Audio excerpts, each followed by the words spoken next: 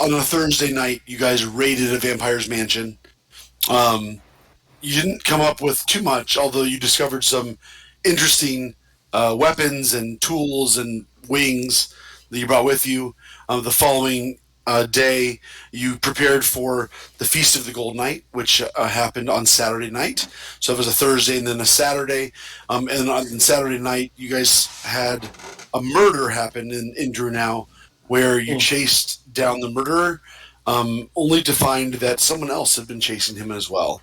That led to a standoff with a vampire from the Stromkirk family, who Evan's character let go and sailed off into the night with the information that the following evening there would be an event happening at the West Gate of Drunau, which is like one of the poorest gates. It's in the Trapper's Yard at the very edge of the western side of the city. Most cities, the grandeur of the city is like from the outside when you think about like the walls. Well, the defense of Drunau is that you have to attack the city vertically. So the outside walls are not very impressive. They're like palisade wooden walls. And the outside of the city is the slums. Now, remember, the slums of Drunau are still wooden cottages. They're not like crummy apartments. They're actually nice for the poor populace. Sure. The poor in Drunau do well, but it still is clearly the poorest area of the city, where the rest of the city is mainly stone and pretty magnificent. The West Gate lies on the outside of the Trapper's Yard, directly to the west of the city. It is a unique area because there is a 3-point crossroad that you would be familiar with, from the road that runs north to south along the coast of Innistrad, to the road that runs west into Kessig, the wooden province that is to the west of Drunau. So we'll put you guys in midday, so 12 hours from when the midnight delivery is said to be had, and you guys are in the cellar down below. What would you guys like to do? So one thing is that I believe Evan's character is the only one who got that piece of information. Yeah. Well, then we'll say he shares it with the group. Okay.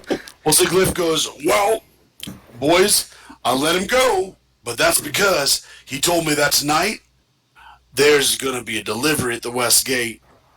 And I don't know what they're delivering, but that sounded pretty exciting, so I just was like, you can go now. That was a good deal. That's pretty surprising, considering your history with vampires, Glyph, that you would just let one go away from your grasp. I kind of liked this one. It was a pretty good one. Is that just because you saw him turn into a bat? He goes, hey, I'm not the one to talk to bats, am I? Oh, wait, that was me. It's okay. You've had a very difficult 24 hours. I imagine that helping your sister move this morning also did not put you in the strongest state. Those boxes were just so heavy, I could barely handle it. Right. Certainly. Maybe Glyph needs a nice little nap tonight. Uh-huh. So, Carlos, did we miss anything back at the center when everyone was praying? Like, is there anything we missed while we were chasing down the vampire? So I will share a couple things with you guys. Tyler and I haven't had a chance to talk. We both have pretty long weeks. So I'll say the major things that you would kind of know, that Carlos would know, that wouldn't be very private. So the big thing is that when the event occurred, no one on the stage moved. The stage was rather set, and the leaders of Drunau seemed to not care or be aware of the presence of what was going on on the eastern side of the plaza. And then the other big talking point that Carlos would know is that As the feast progressed, um, he did notice that a couple of guards scooped away the body that had been lying dead, and just disappeared with the body. So guards from the city watch that just made it go away, and everything was back to normal. Feast of the Gold Knight went on as planned, no disruption. So overall, I would say not too much really happened. You know, everybody sort of seemed to be stunned more than anything, so they didn't move. And then the city guard came and took the body away, which feels natural. Do we know who was killed yet? Did you happen to notice this?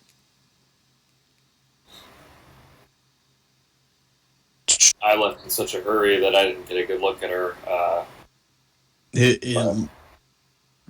All it looked to be was we found this old woman covered in this man's blood, and she appeared to be saying that was her son that had been killed by this vampire, and so we gave chase, and as we were catching up to the vampire, the vampire was ascended upon or descended upon by two other vampires that swiftly dealt with it. Yeah. So it this was, is multiple. two strum. Sorry, Carlos. Go No, ahead. you're. So this is multiple vampire clans. It's sort of a turf war. Absolutely. Yeah, it's Yeah, the Strom clerks were the ones who came up on us. They descended as bats and turned into their human forms, and then just immediately stabbed the assailant through the heart with a wooden spear. So I'm thinking this kind of explains all those vampire weapons we found in their mansion. Like they're fighting. There seems to be not just peace among the vampires. It seems like they're infighting. So I'm not sure as far as why they're fighting or what the factions are. Maybe that's something we'll find out with this delivery tonight. But they seem to be almost acting as if they were doing us a favor, as if this was some sort of noble act to help the city. And the vampires, Stormkirk vampires, said that this was a vampire that was outside of the region that had come in and has been acting out, and so they've been trying to purge these outside vampires from from Drunau. From Jordan. And so it seems like there's like Thalia said, multiple factions at play, or at least straggling vampires that are not of the Stormkirk manor that are Right. causing some unplanned trouble. Obviously, the vampires cause their own trouble, but it seems to be more buttoned up to where something like this wouldn't happen so out in the open. Right. Yeah, and in my experience, monster hunting throughout the years, vampires aren't ones to shy away from having a moral code, but at the end of the day, it's always one that leaves room for plenty of evil. So even though it looks like they did a noble act here and got that guy, I'm still just as skeptical as the Stormclerks as ever have been. Quick clarifying question for the DM. Is it Stromkirk or Stormkirk? It's Stromkirk. Strom. Okay. Stromkirk. Okay. Stormcloaks. Close. I'm Imperial, man. Can't do it. Carlos, did you see what happened with the woman who was covered in blood? We should let her know that her son has been avenged. Yeah, I suppose Carlos, that would be a bad idea. do you want to notice that? You want to roll a perception check on that? Sure. See Retroactive if you saw where perception she check. went. Let's do it. Retroactive perception. Integrity. That's a 5, so I don't think I noticed much. You didn't notice where she went. Right. At that point, was busy stuffing my face with a buffet. Yeah. Crushed it. I'm afraid I did not notice anything. At that point, I Yeah. was in line for the food. I thought you would be coming back soon, so clearly I was in error, and this will not happen again. Well, I'm glad you got your stuffings full of the bread. It was very good bread. I highly Did recommend you it. save? Did you save any for us? I noticed it's all gone. Like I said, I was expecting you back a lot sooner, so I thought this was going to be like a quick, take a look and come back and report. Not, I mean, I didn't even see you guys come back. Thanks, Carlos. Next time, it's okay. Did you notice anything inherently strange or evil as the holy man amongst us? No, they're vampires. They're trying to kill each other. All right. I think the one that let go would have killed us if he hadn't let it go. So, much to my dismay, I wanted to kill the vampire, but it was probably the right decision. It's rare for and him to the make one those. that stabbed a woman was definitely more like animalistic than these Stromkirks. He was just throwing insults out and kind of snarling at me, but he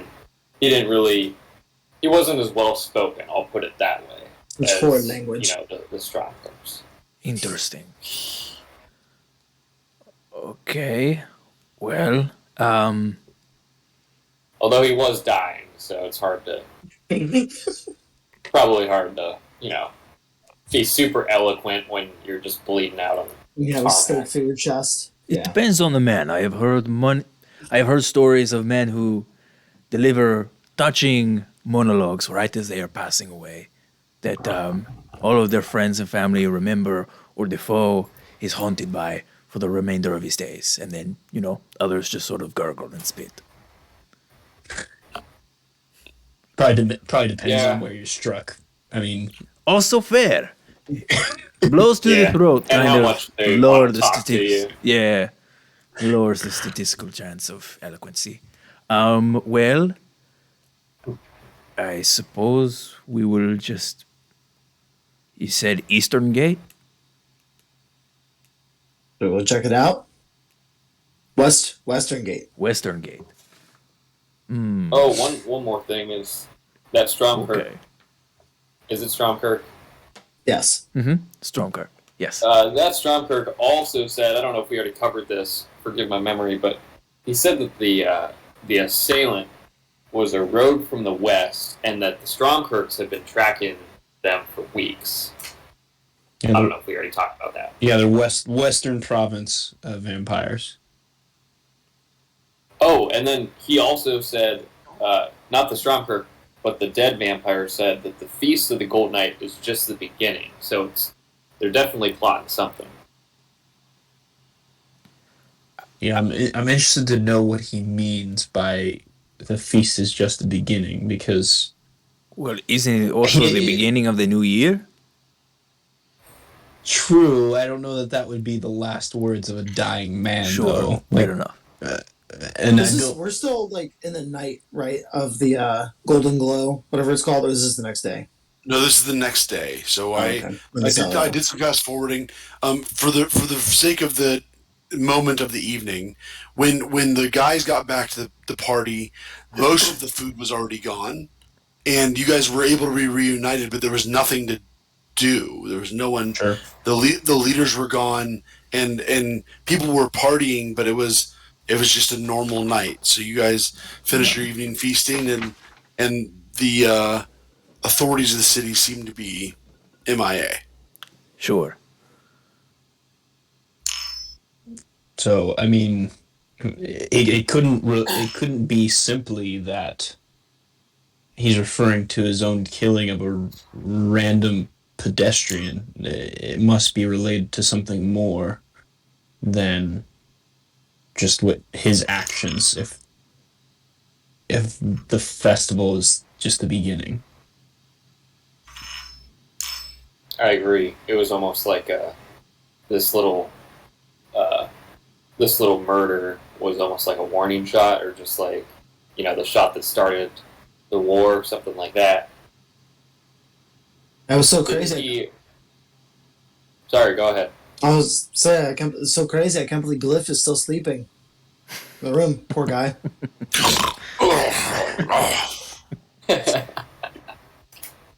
Someone throw a pickle at him. Who needs crescents when you got pickles?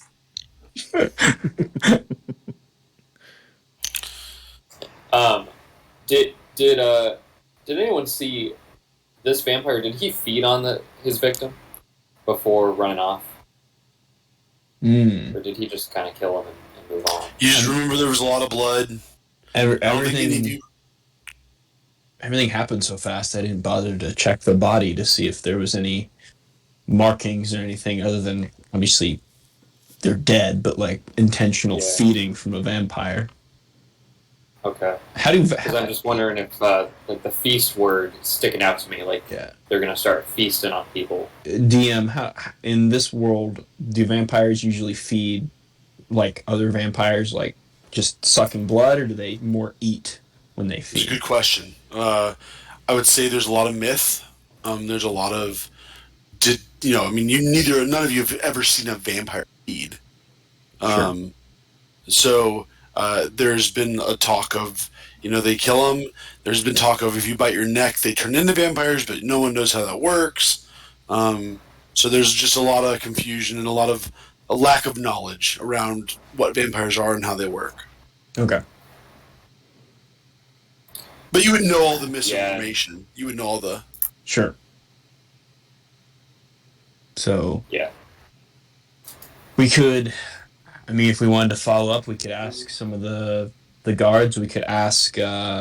who's our man on the inside for the guards? Saul?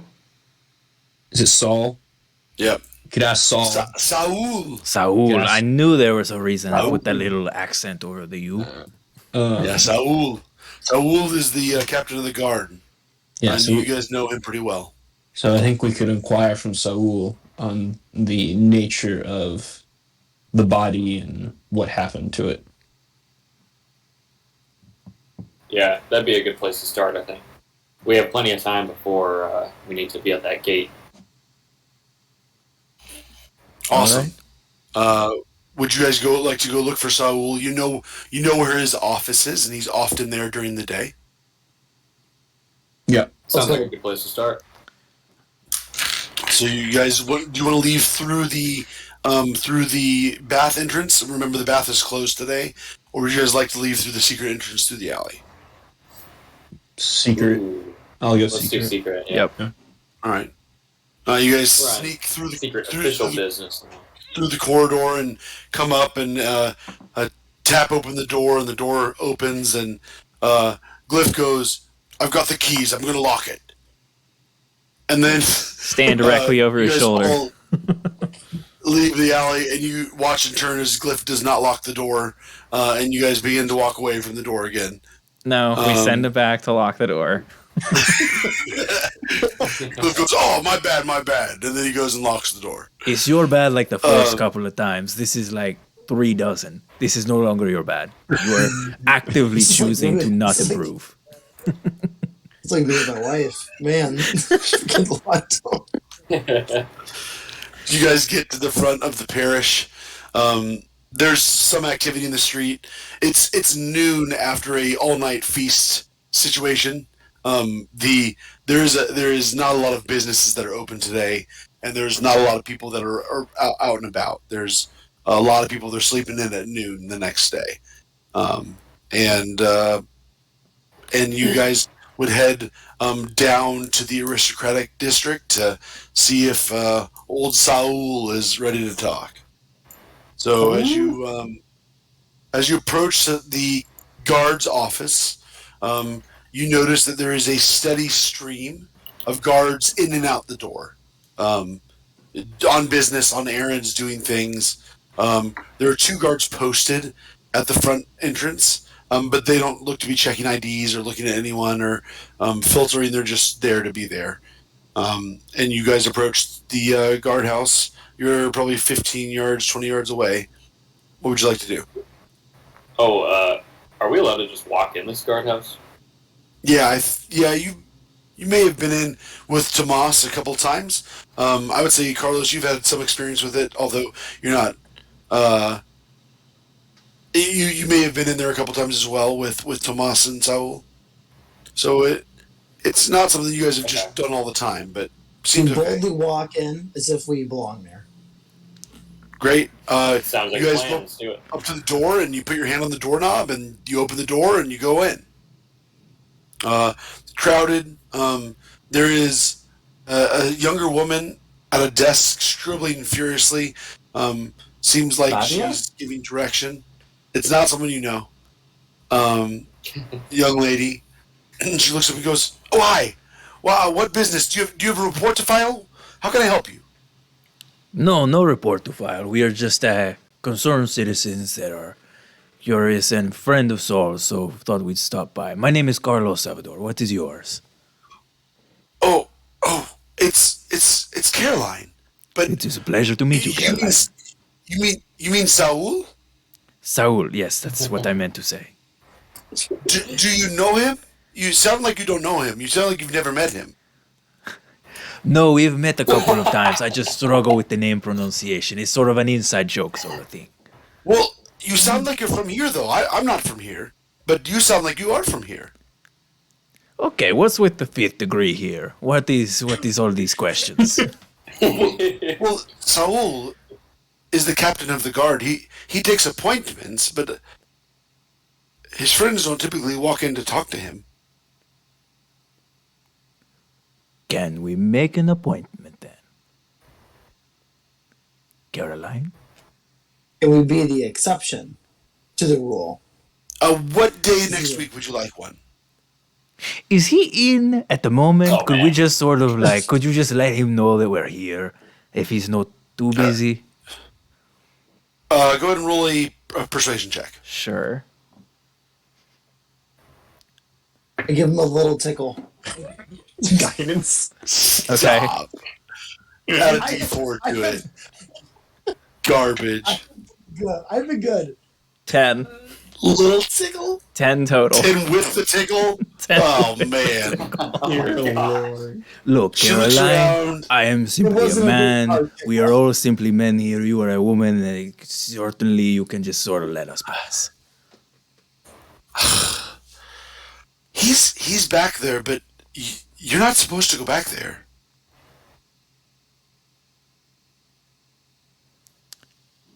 Does not mean we can't, though.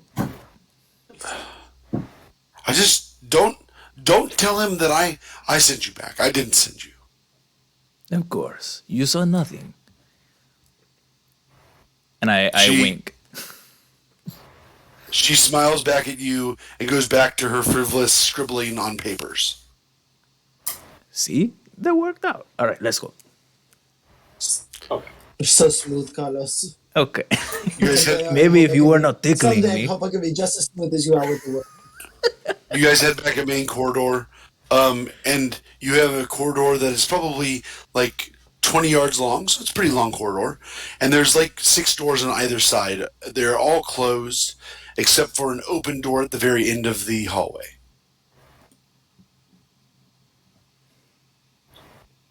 I mean, I assume it's the open door, but I poke Are a any head of the in. doors labeled? she said it was in the back. You guys Are there walk any down name the corridor. tags?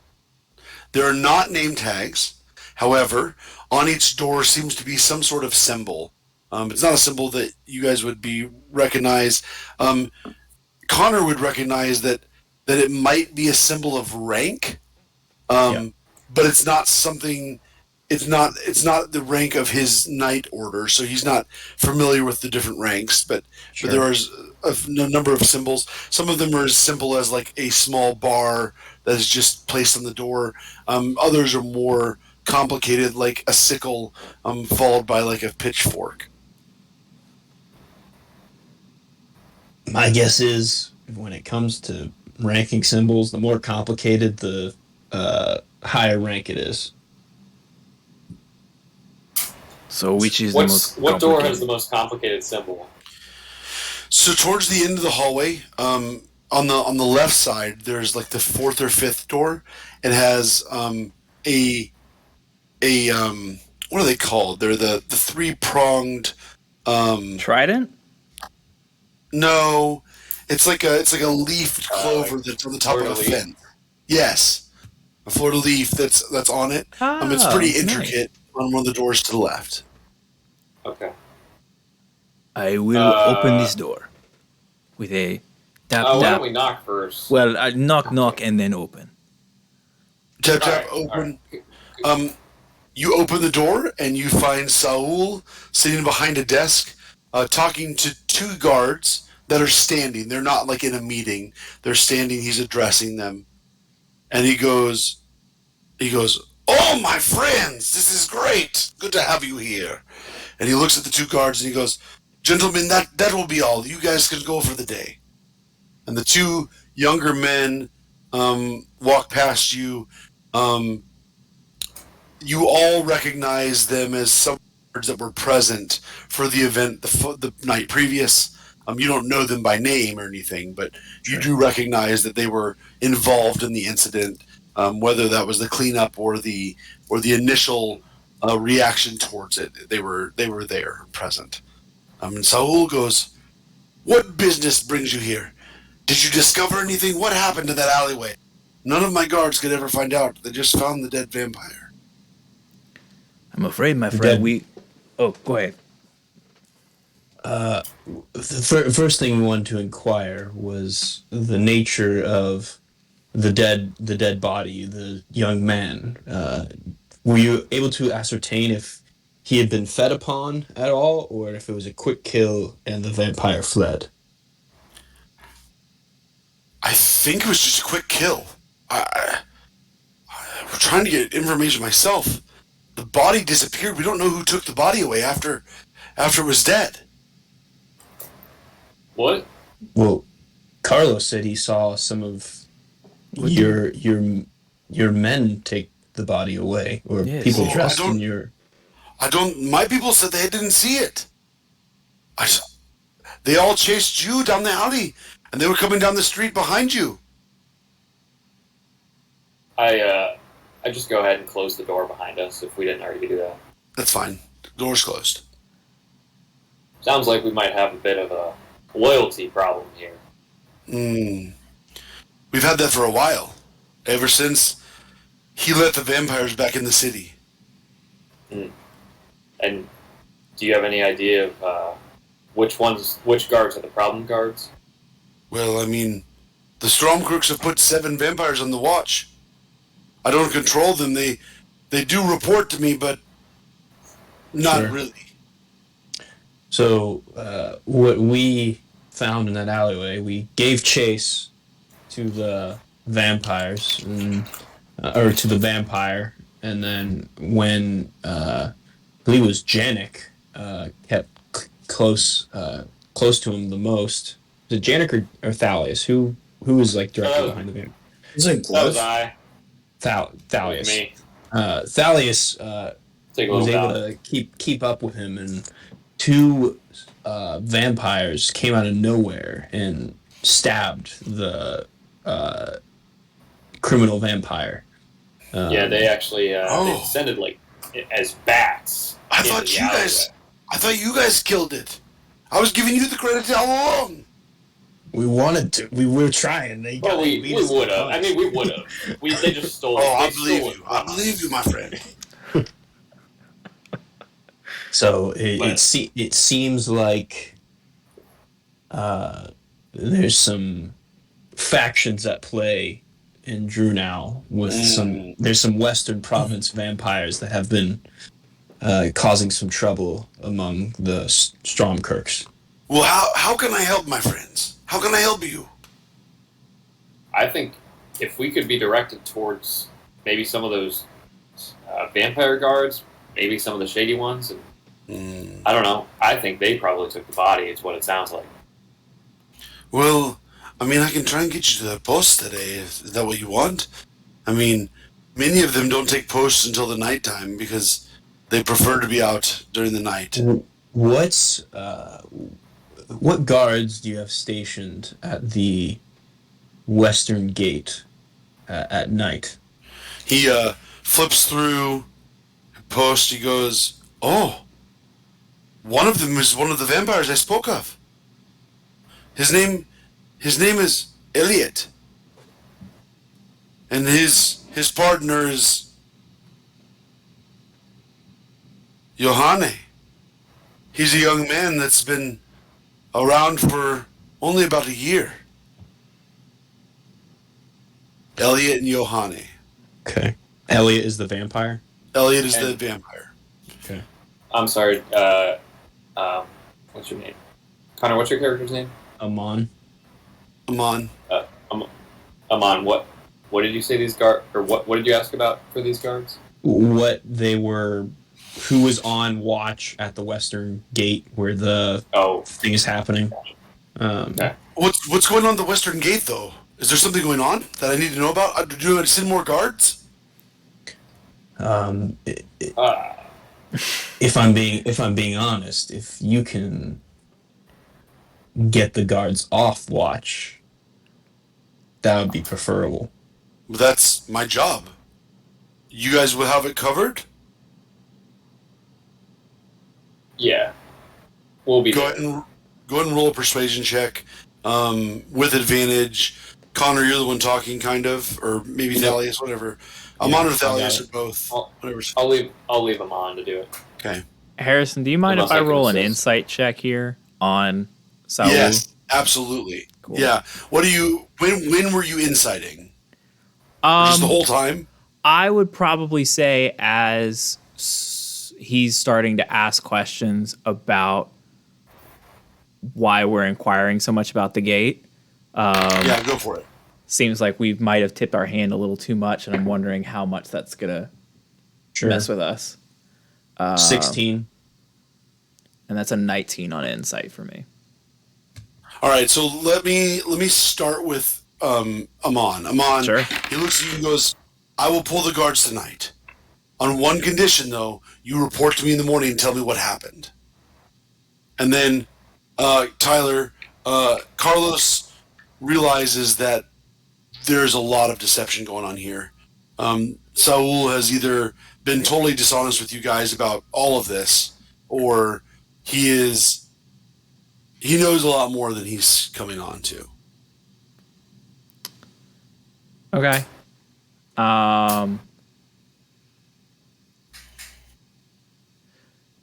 Is it all right if we send some sort of note, or does this have to be an in-person sort of report?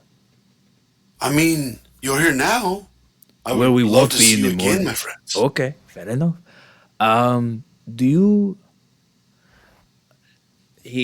Carlos like leans in on the desk and takes on a very conspiratorial tone. I know this is something that is for internal affairs. This is not quite your department. But do you have a list of the guards that are vampires or that perhaps could be suspected of not fully cooperating with your agenda?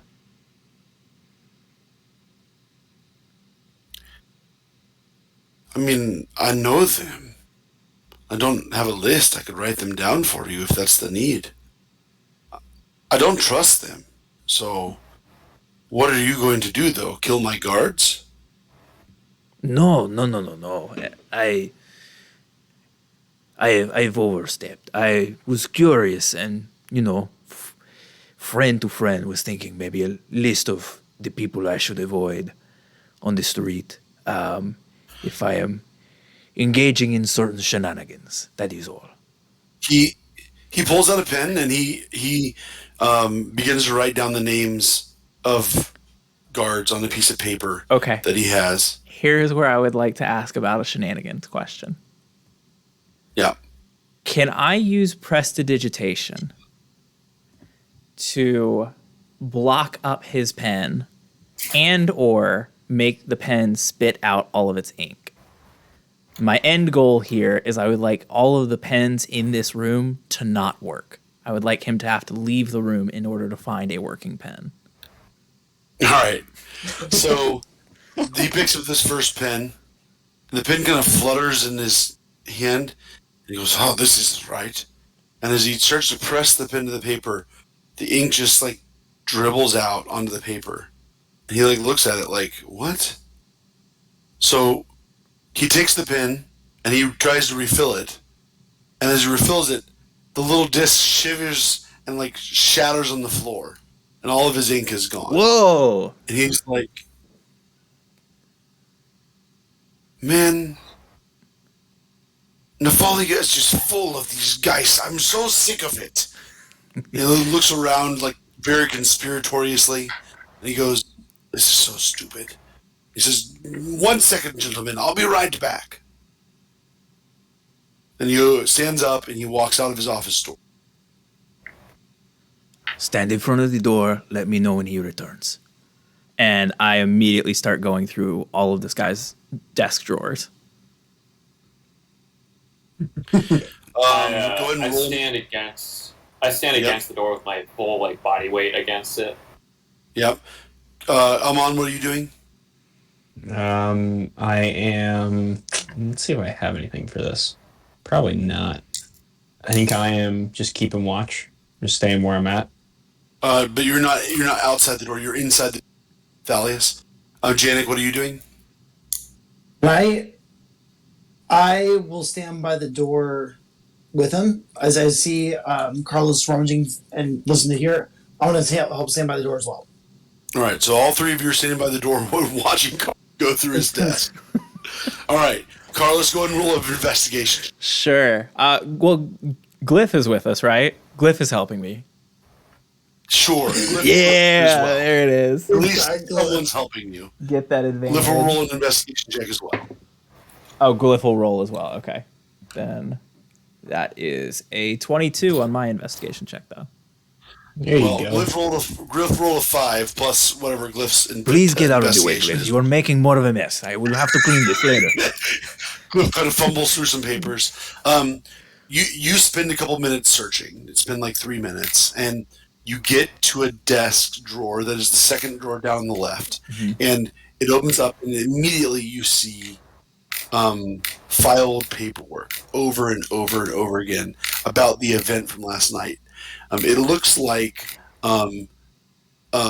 Saul has gotten a report from every guard present from last night's event, and he has them all stacked neatly in his second dress drawer. There's at least 15 papers there. You glance at the first one, and you immediately gain that the young man's neck had been sliced. You gain his name. His name is Ivan. Ivan is the young man's name. He's probably between the age of 16 and 20.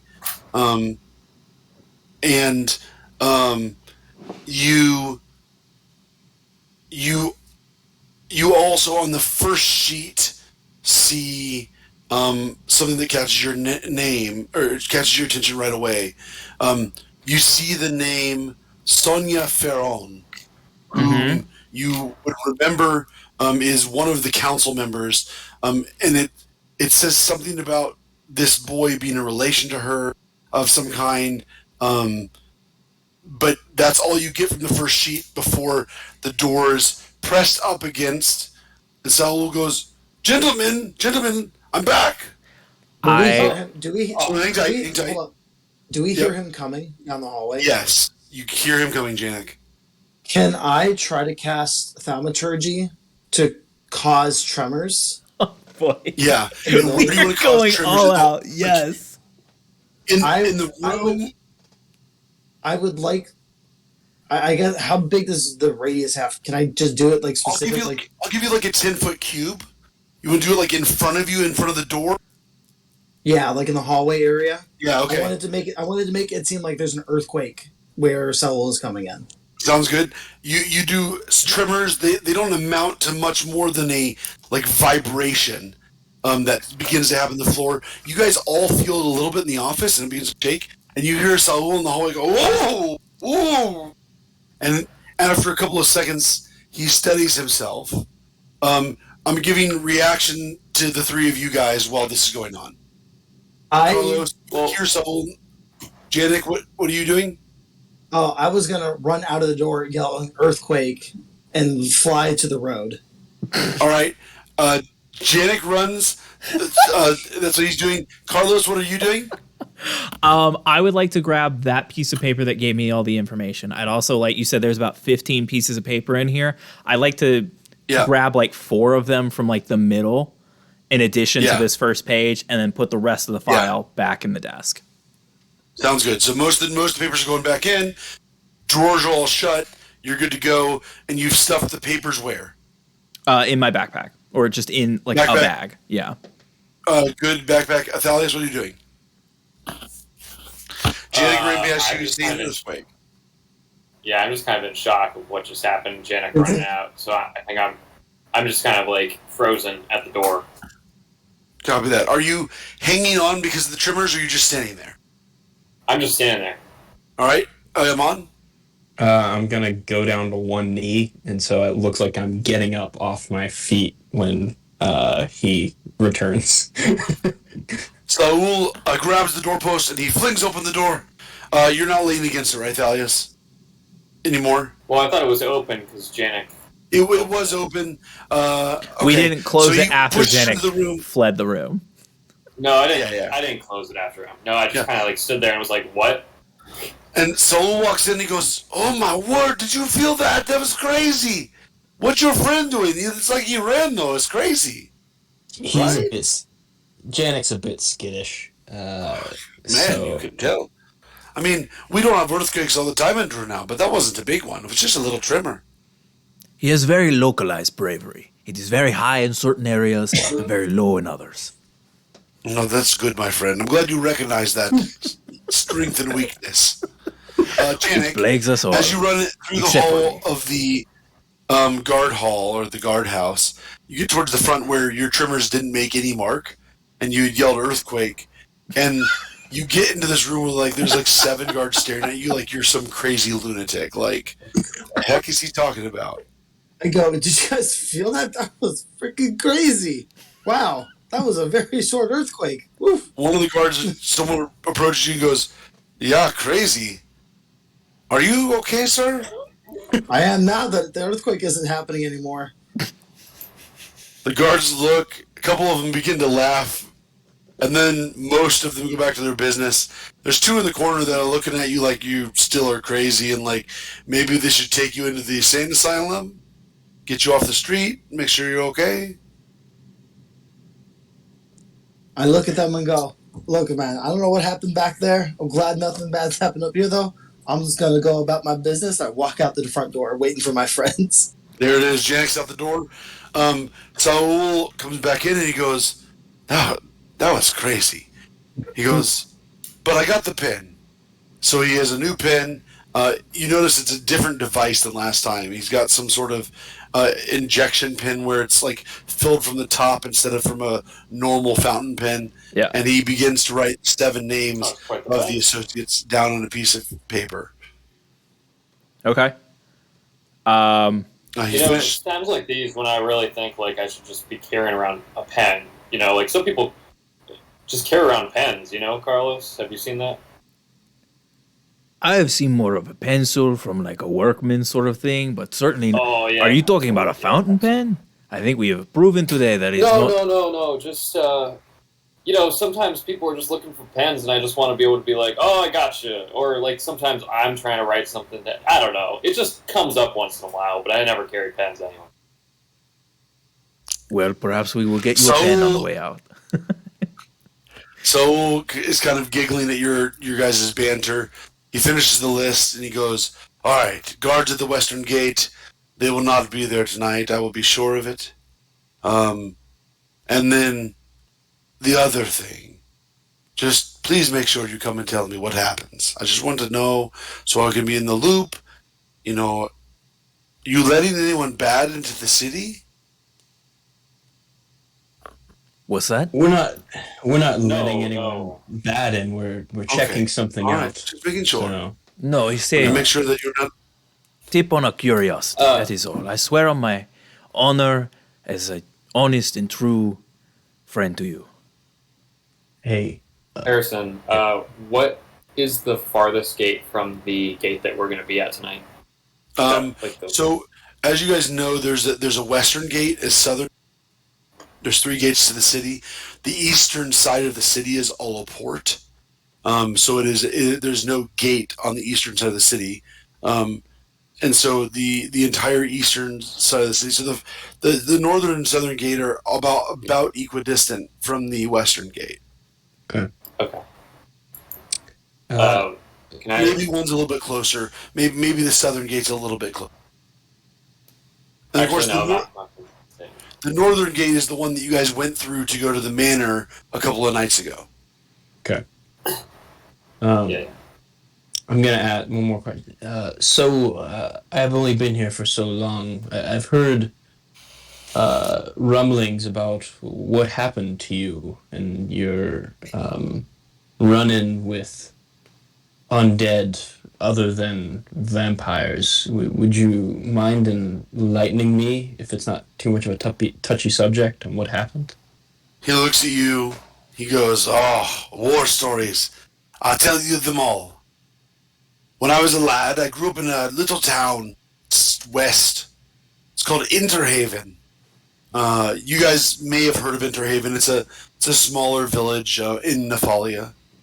And he goes, "When I grew up there, there's a marsh to the north, and the marsh has always crept closer and closer to the city.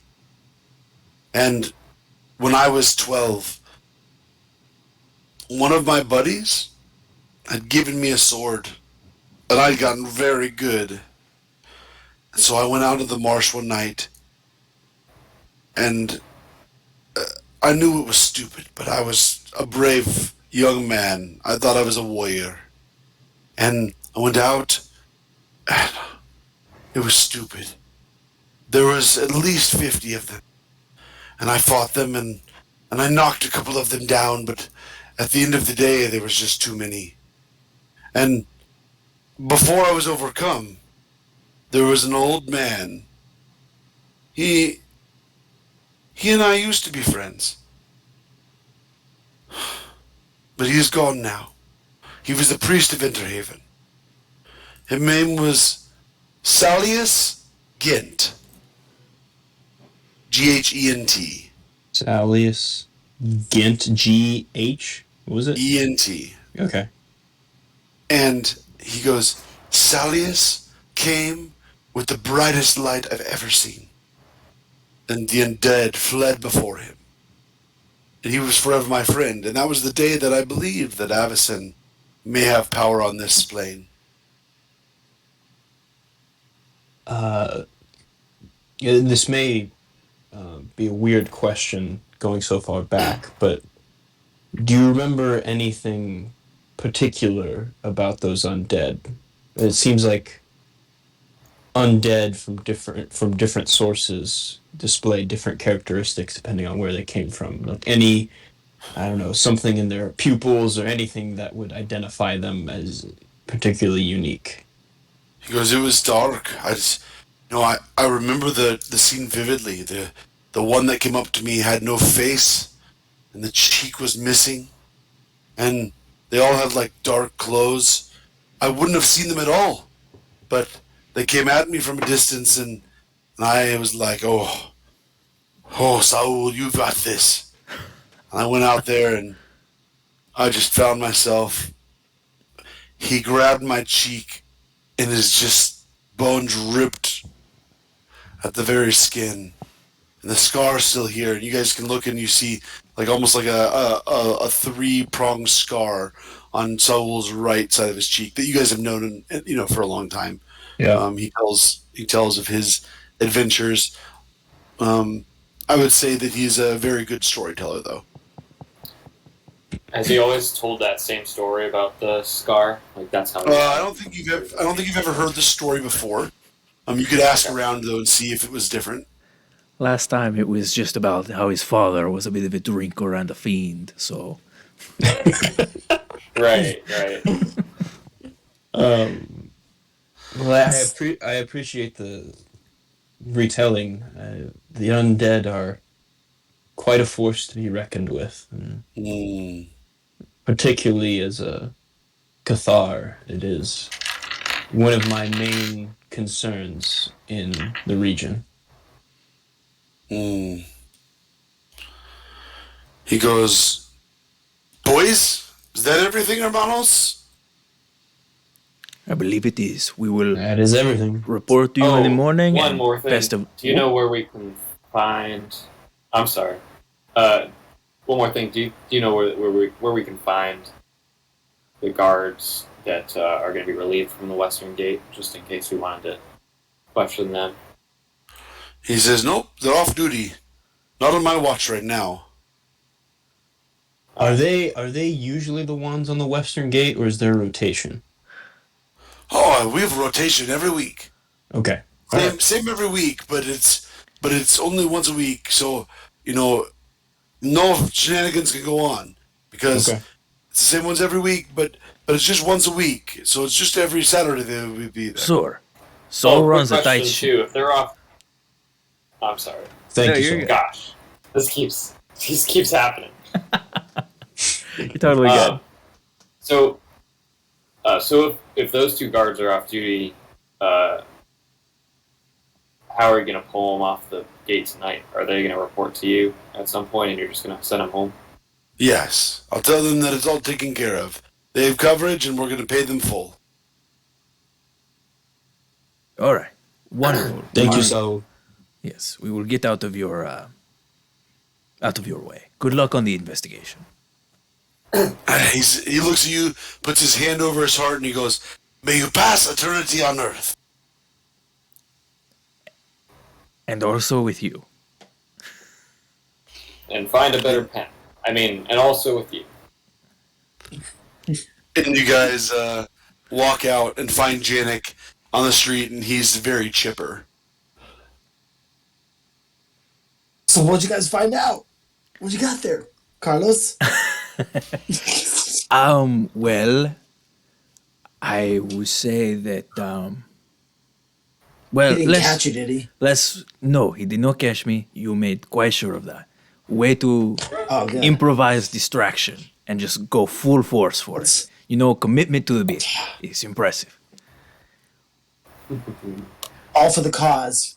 All for the cause. Perhaps we go back to our base and discuss out of the streets. Sounds like a plan. You guys, it's nearing 2:30, and you guys get back to the cellar.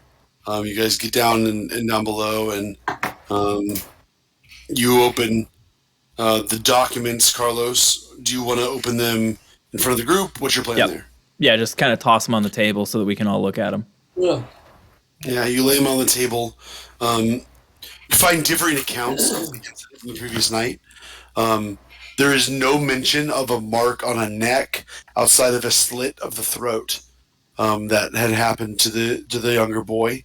You also continue to see the family name of sorry. The girl, the lady, Sonia Ferron. The Ferrons continue to be pulled up, and then you find eventually that you find that the lady's name, the mom's name, is not in any of the stories, but an O has been marked as her name, and it's been handwritten every time, but it's almost like it's been redacted, or like the guards have been told not to mention her name.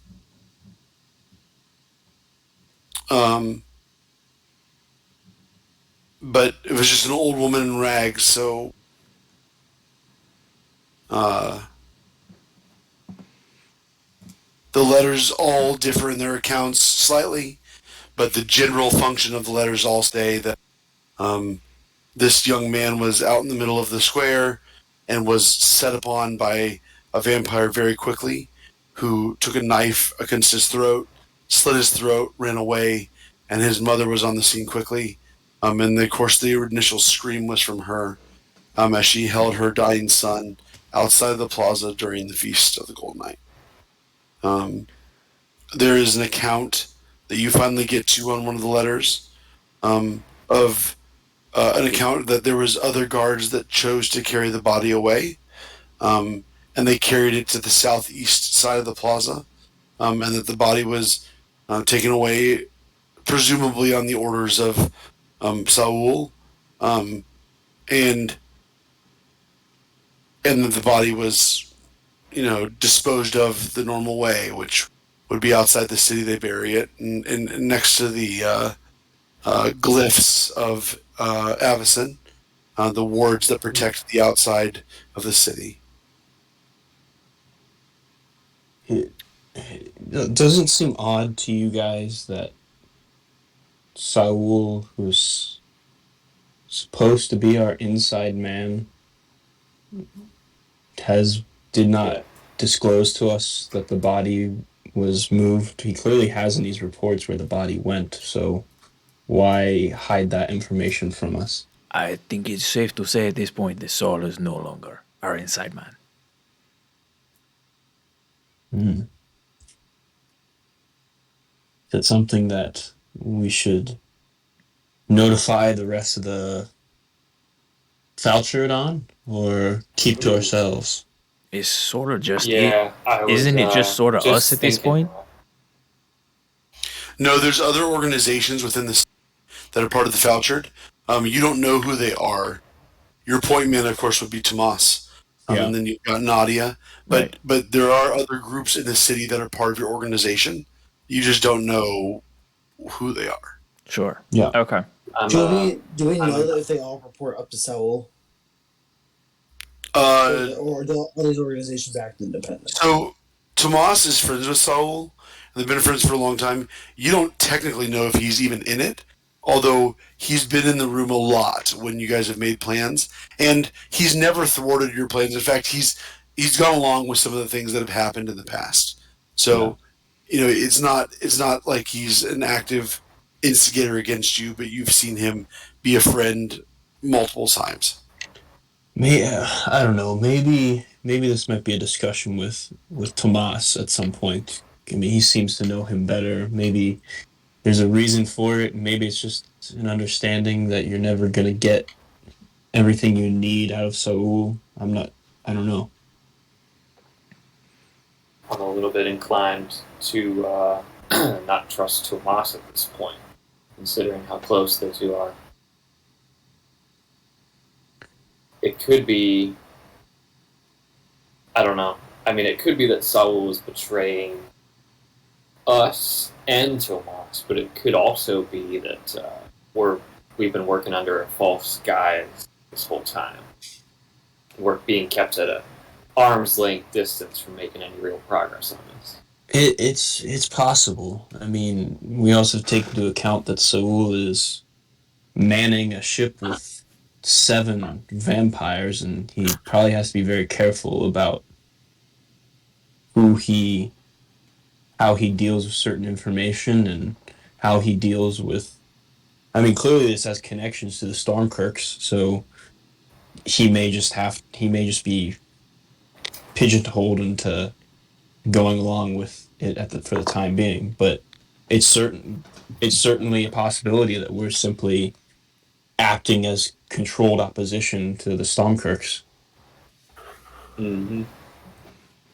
For example, those bats, the Stormkirk bats that descended in the alleyway. I'm so sorry. It's just so similar to this thing back home that we used to talk about. I understand. Absolutely. I think we've all gotten it wrong multiple times, despite us all living in the city for over a month and this being the most powerful family. I think I've gotten it wrong in the actual game. So. Oh yeah, no, you absolutely have. That's okay.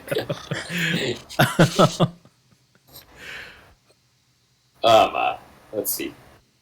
Oh, right. So the Stromkirks, the way they descended, those bats descended and took care of that situation. Why do we even need a town guard if they're able to do that? They seem to be just and those weren't guards that descended. They were just like random Stromkirks. So it could be that the whole guard is some kind of facade of, security and protection. But really, the Stromkirks have everything locked down the way they want it, and they don't really even rely on the guard except for as, like I said, just a facade. Well, yeah, I mean, they have to keep up appearances, so the public thinks that. I think the public knows that the Stormkirks have some influence, but I don't think they know how deep their influence goes. I'll remind the party, the city guard did exist a couple of years ago. However, it's doubled in size very recently.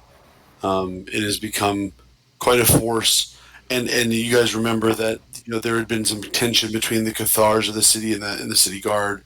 As that has continued to expand the city guard's size, there's been more and more run-ins between the two forces, and hasn't been any open combat, but certainly it's very uncomfortable sometimes. Sure. Harrison, I have in my notes that Sonia Ferron is a council member of the city of Jurnau. She is. Do I have any other? What else would I know about Miss Ferron or Mrs. Ferron? The only thing that you would know about her is you guys might remember that the letter you found in the Stromkirk Manor was written by a distant relative of Sonia's. Right. Or written to a distant letter of Sonia's. Outside of that, you know that she is a very, very thrifty businesswoman who is very sly, and she would be Carlos's kind of woman. Getting the job done and kind of being a little conniving in doing so, but she executes at a very high level. I mean, many women are Carlos's type of woman, but understood. Fair enough. But I mean, you've never met her personally. Sure. You don't know her. She's pretty isolated, like many of the aristocratic families in Jurnau. Got it. Well, And by isolated, I mean insulated. Sorry.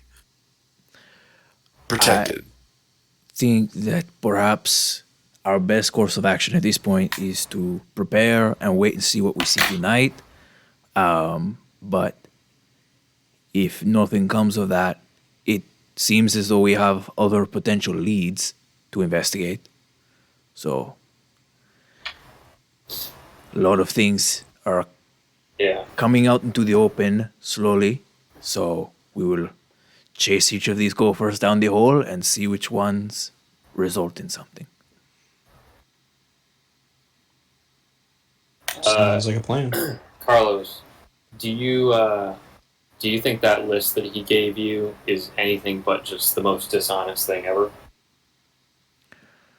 I don't think that it's not without purpose. I'm sure there are a few names on this that are probably people to steer clear of, but given that we are learning that even Saul cannot be trusted anymore, I would say perhaps we no longer treat the city guard as anything other than an obstacle to be avoided.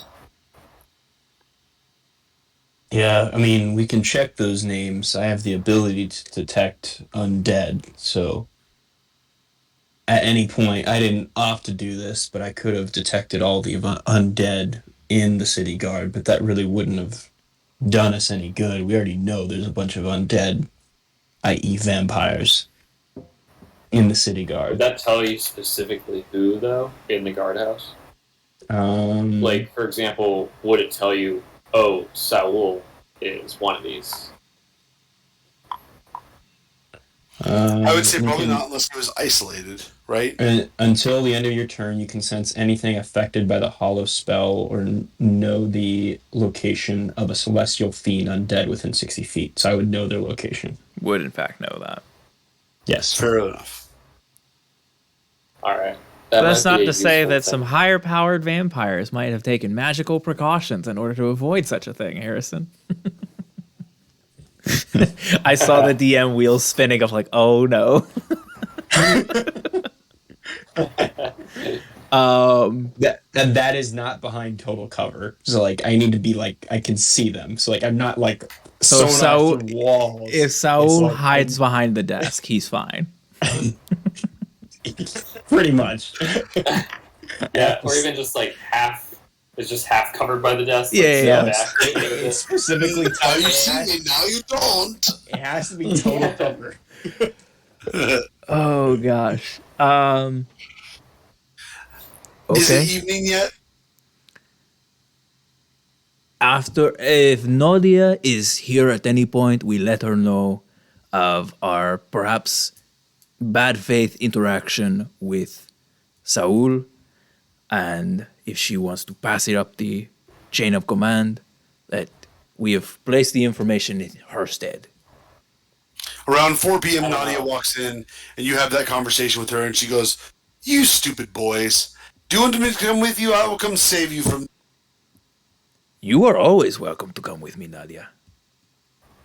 She immediately hits this, like, button on the back of the bar, and it rolls down, and you see her pull out this crossbow with, like, 7 to 9 metal bolts that she just slings across her back. She goes, "Let's go. It's time to come play, my friends." Oh, she is coming with us. This usually does not go this well. Usually I get smacked. And for the sake of the conversation, Glyph goes, "Well, that moving was real hard. I'm going to go to sleep, and you guys can just tell me what You happens in the already morning." took a nap, Glyph. You've already covered this. You've had 6 hours to recover. You moved like He 3 goes- chairs and half a table. He goes, "Well, when you get to my age, just heavy lifting just really takes it out of you." Well, okay. Maybe Glyph, you didn't try to talk to every piece of furniture.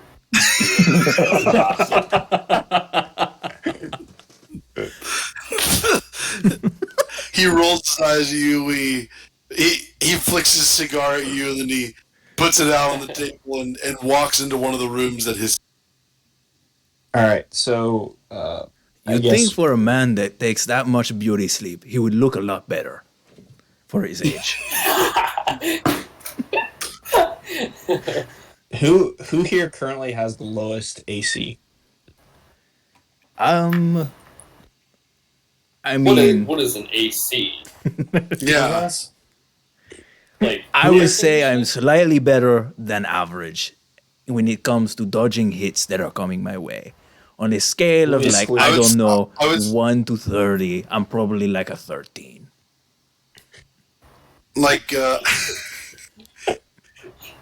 I would say that Carlos and Nadia are probably the lightest armored of the party. Okay.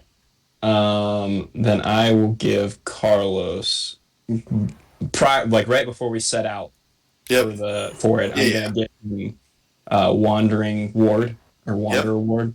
Yep. So you get plus D4 AC for the next 6 hours. Okay. Do you want to roll that for me? I can roll it, sure. Let's see what we Let's get. hope. Rolling. Ah, come on, stop falling. It's gonna be a 1. It is a 1. Okay, cool. Michael, D4 is literally the worst. as we Always set gonna out, be one. as we set out to the gate, do you want to do anything? I would like to walk over to Carlos and say, we had a really great time earlier. I want to give you my vigilant blessing before we leave. I am being showered with the gifts. This is amazing.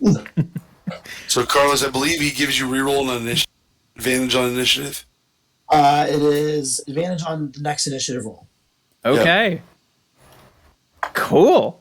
This is great. I love D&D. You guys, As we're going up, I come up to Carlos after that and say, "Oh, hey, Carlos, I just wanted to Sure. come over and just give you one of these. This probably will help you out, just if things get a little hairy." And I just give you like a pat on the back, and then like walk away from you a little bit. That is also incredibly appreciated. I feel so supported by my team in this moment. Nadia, who seems overly eager to leave, comes and says, "Are you guys afraid? Let's go. It's time to go." Wait, where Oh, are I we thought we had going? already left. Oh, I thought you were still there. All right. So Nadia leads the way to the western gate. If you've mentioned that that's where you guys are headed, Sure. and you guys head up and you get into the poorer district of the town, and It's not dark the out yet, right? there is not really dark. Remember, it's going to be like dark for like 30 minutes tonight. And she's talking to you guys. She goes, last night was so fun, and there were just so many things going on. You should have seen my sister, my brother. We were having so much fun together, and I'm so excited.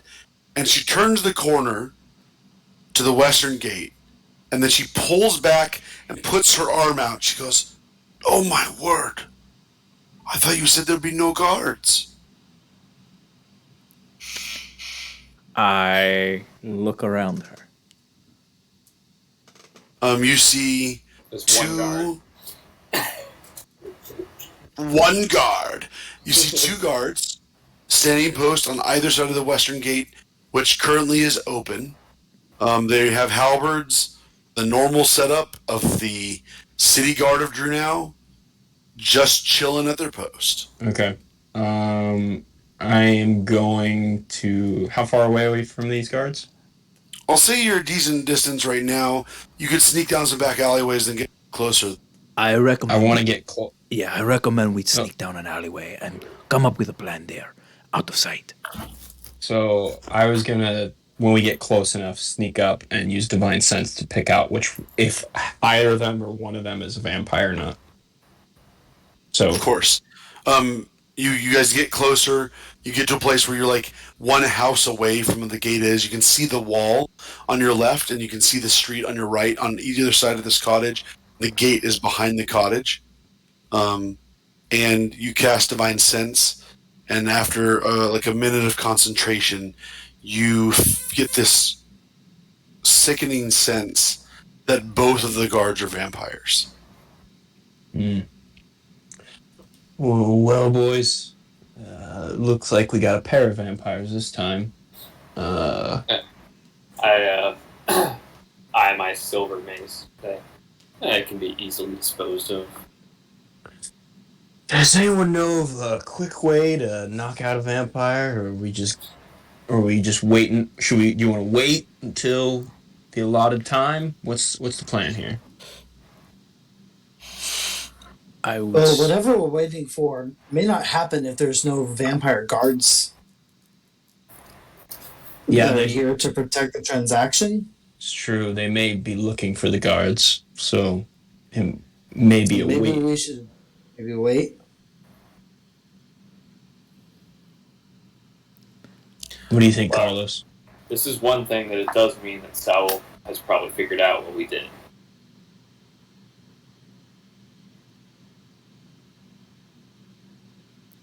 That, or there's always a guard switch at this time of night.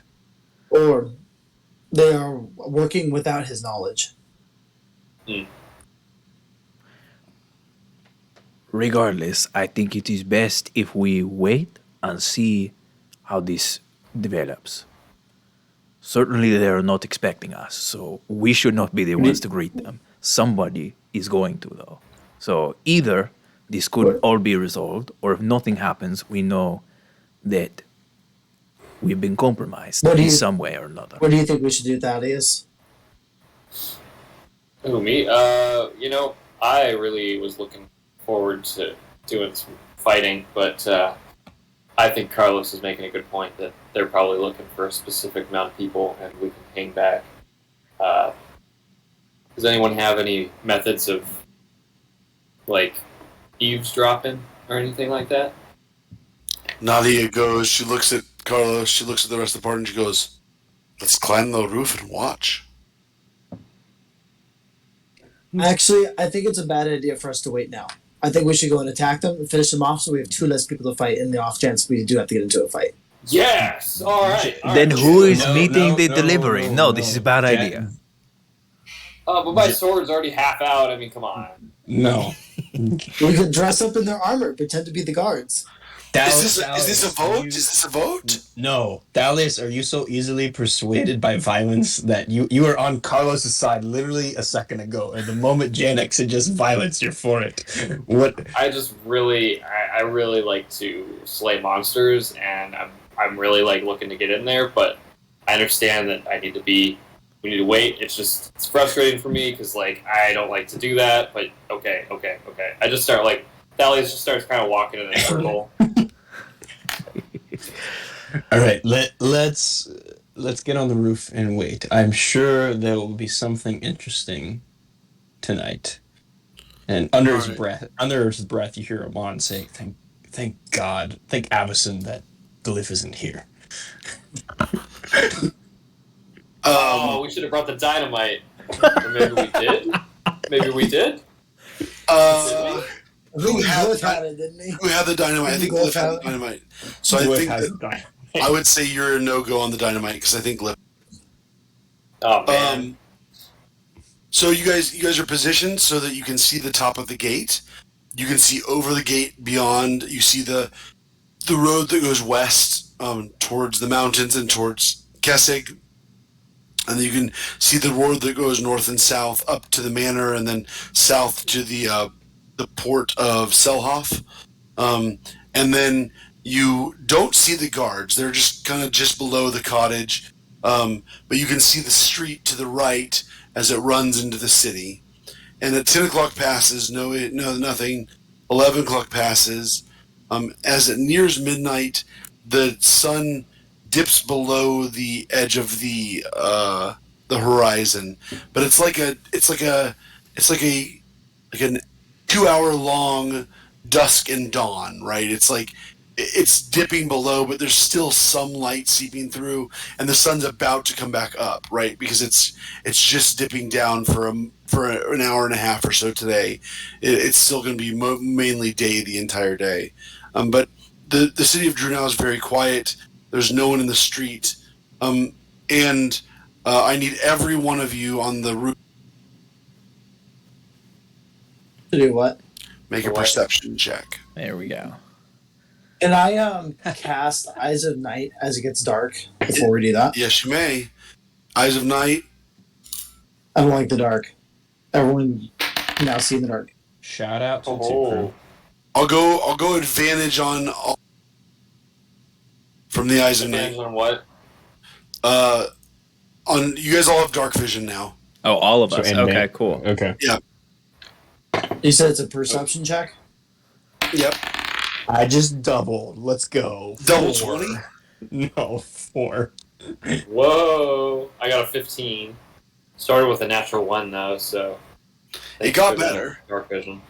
It got better. So I rolled Carlos, twice. Roll twice. Take the highest. Carlos, what's your perception? 9. 9. So we've got a 15. I'm not here to perceive things. I am to handle what is perceived. 22 for me. There we go. Thank you. Jeez. In the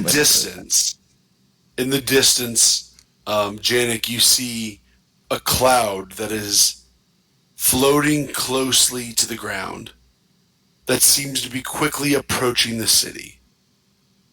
And underneath the cloud, you see a large black object that is coming very, very quickly over the road towards the edge of the city.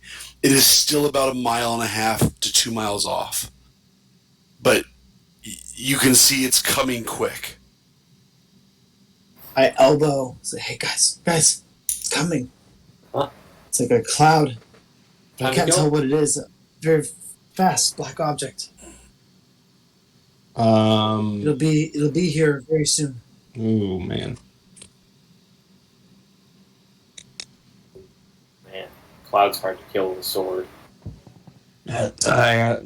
Nadia, do you know anything of a black cloud? Is this first time for you? She looks at you, and for the first time in your guys' relationship, you see that she looks a little scared. And she goes, I don't know from here, but I don't think that's a cloud. Are those, Just for clarity, are those all bats? vampires. Those are all bats, aren't they? There were 2 vampires on each side of the gate, or just 2 vampires in total? There's 2 vampires total. There was one guard on either side, and Amon was able to dictate that, or he was able to detect that they were both vampires. Okay.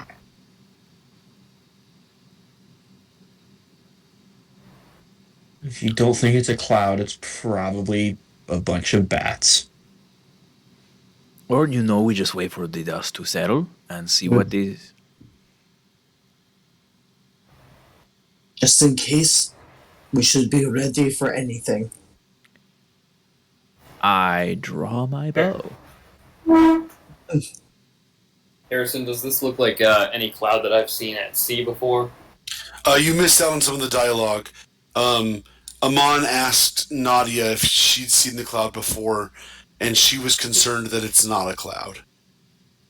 Okay. I was just wondering separately, like, if I had seen anything like this. Maybe. As it gets closer, which is happening very rapidly, you notice that the cloud is before the black object, and as the cloud gets closer, you notice that it is at least 200 bats that are flying close to the ground. They are before what is now in your sight as a massive, like vampiric horse-drawn carriage. There are 8 living horses pulling a carriage that is almost 40 feet long. It is a large black wooden carriage that is drawn by these 8 horses, and the bats precede the carriage. They are still about 3/4 of a mile off as you can kind of begin to see them in your vision. Certainly the bats have not seen you yet. If every single one of those bats are vampires, we stand no chance. We don't. And if they're bats, we can't even talk to them because Glyph's not here. Darius, I don't think that's our chief concern right now. No, the chief concern right now is not making our presence known. Right. If the bats do just a cursory search of the area, we will very quickly be discovered. The house that we're on, how close are we on, like, to the path of the carriage? Like, can we move in such a way that we're not, like... If the carriage were to enter the city, you guys would be about 15 yards from the road. Okay. So you could hide, and as long as the bats didn't, like, come with the carriage, you probably wouldn't remain undetected. And you said the bats were remaining low to the ground? Like, they're remaining like 10 feet off the ground, fluttering, and they are before the carriage. They're coming before the carriage. Okay. I strongly suggest we get inside the house. Can I... How clear of a view do we have of the carriage? Like, can we recognize if it's like a Stormkirk carriage, or like if it's like Stromkirk? Stromkirk. Your perception check was a 4. True. Janik. I will say Janik. I'll say Janik.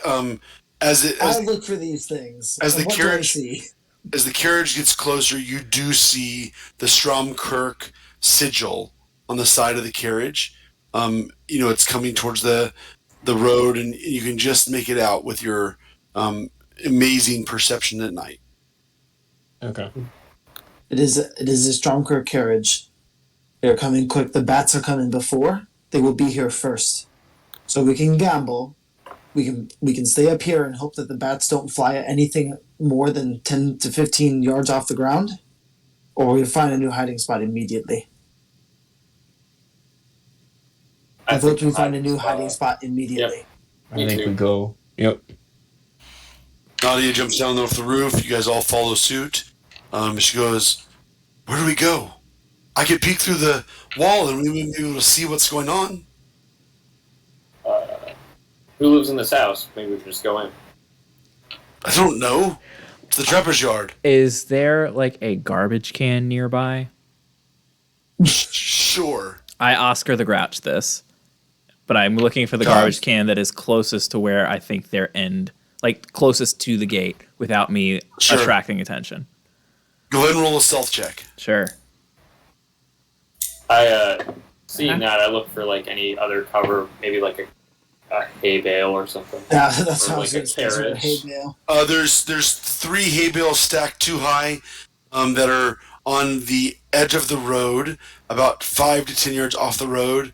There's a garbage can that's against the palisade wall, about 30 yards away from the gate entrance. I will try to sneak to the hay bale that is closest to the gate. All right. Go ahead and everyone, I need a stealth check. I got a 6 on Connor? mine. Amon, I'm what are you going doing? I'm gonna take a gamble and do like the roofs. Like, are the roofs raised in sort of any way where I can like hide? Like, you know how like They roofs are. Yeah, they absolutely are. They're like a palisade roof, so you could hide on the opposite side of the roof and kind of peek over the top. Okay, I will do that then. All right, go ahead and roll a stealth check as well. Where are our stealth checks? I heard Carlos has a 6. 10. Is that a natural 1 for you, Carlos? That is a 2 for me. All right, sorry.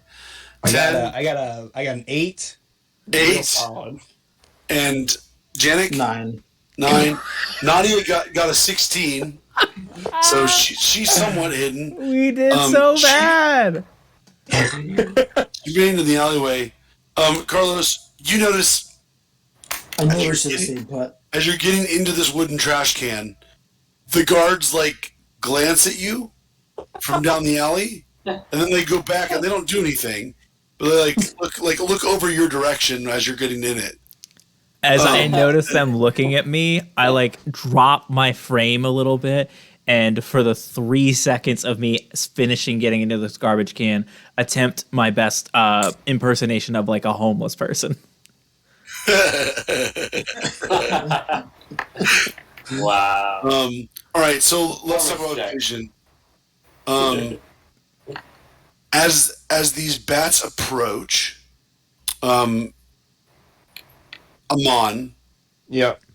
they stop above the gate, and they immediately turn and go north up the road. They go north.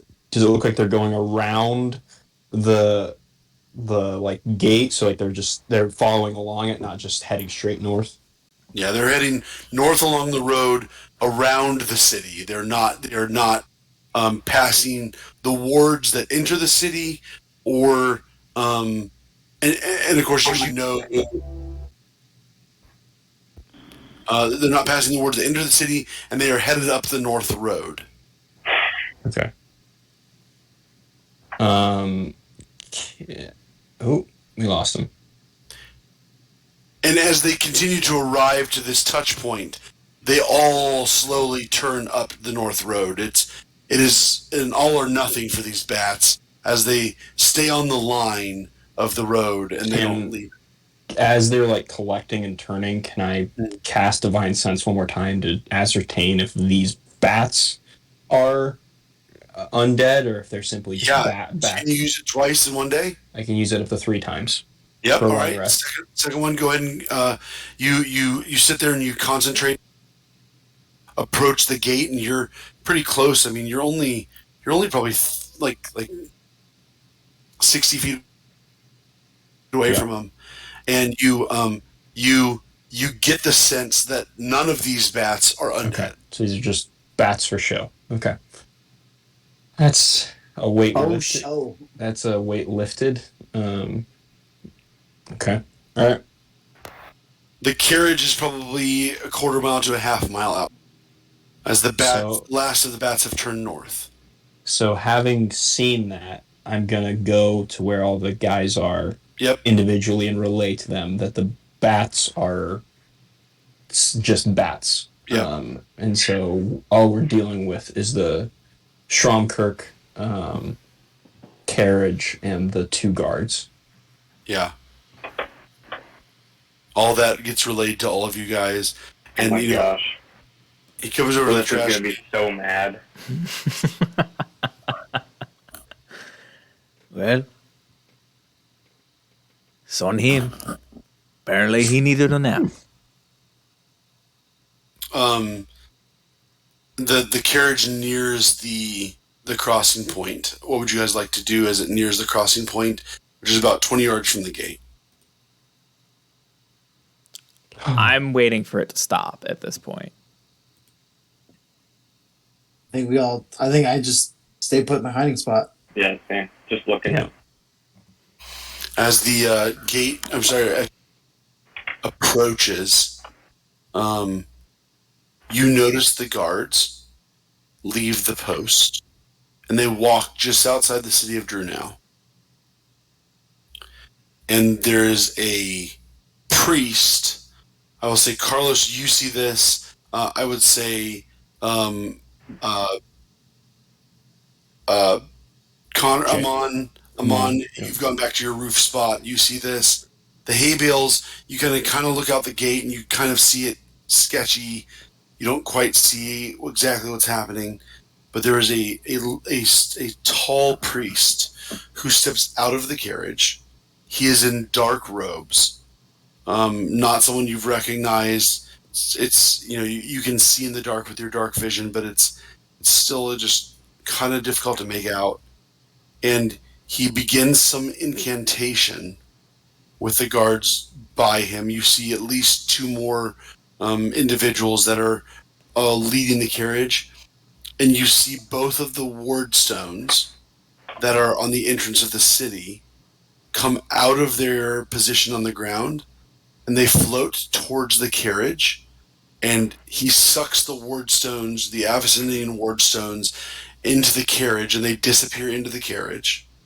And then you see the guards take like stones that have the shape of Avicen and put them in the ground like fixtures, just representations of stone that have been just put in replacement for the ward stones that have been removed.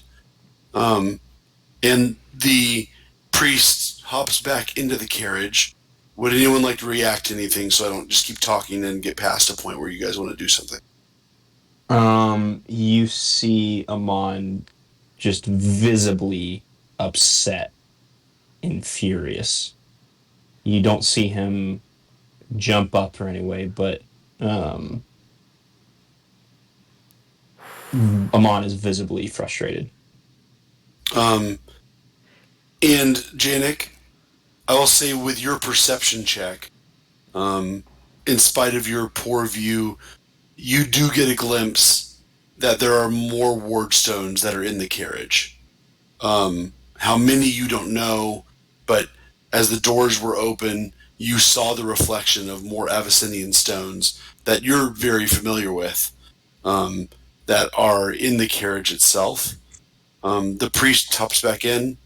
Janik, you want to respond to that? Can I perceive if there's more than just the priest with the carriage and the two guards? There is the two guards, there's the priest, and you see that there's two drivers on the front of the carriage with the 8 horses.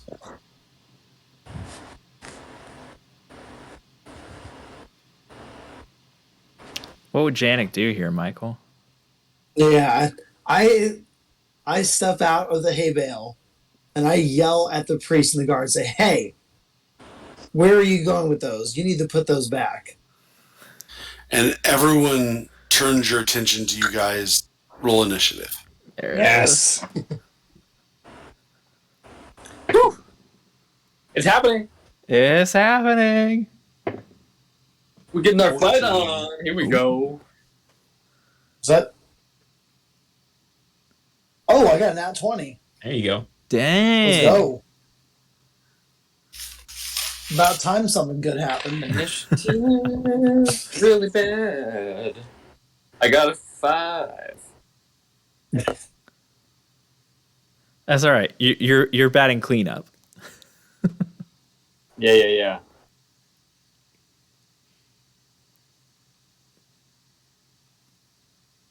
I need Carlos. 21. Oh yeah, it is. And then I'm on. Amon. 14. Amon 13? 14. 14, got it. Alright. Let's get some positioning on our owlbear map. My owl. Owlbear. Owl.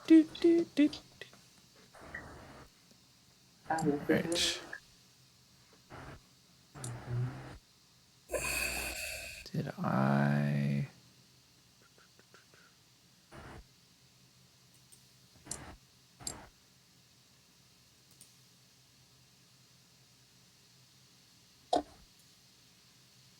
Where's the cleric symbol?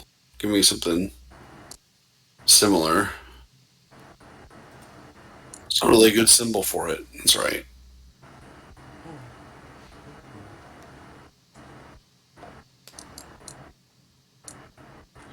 This pre-fight warm-up is brought to you by D&D Beyond.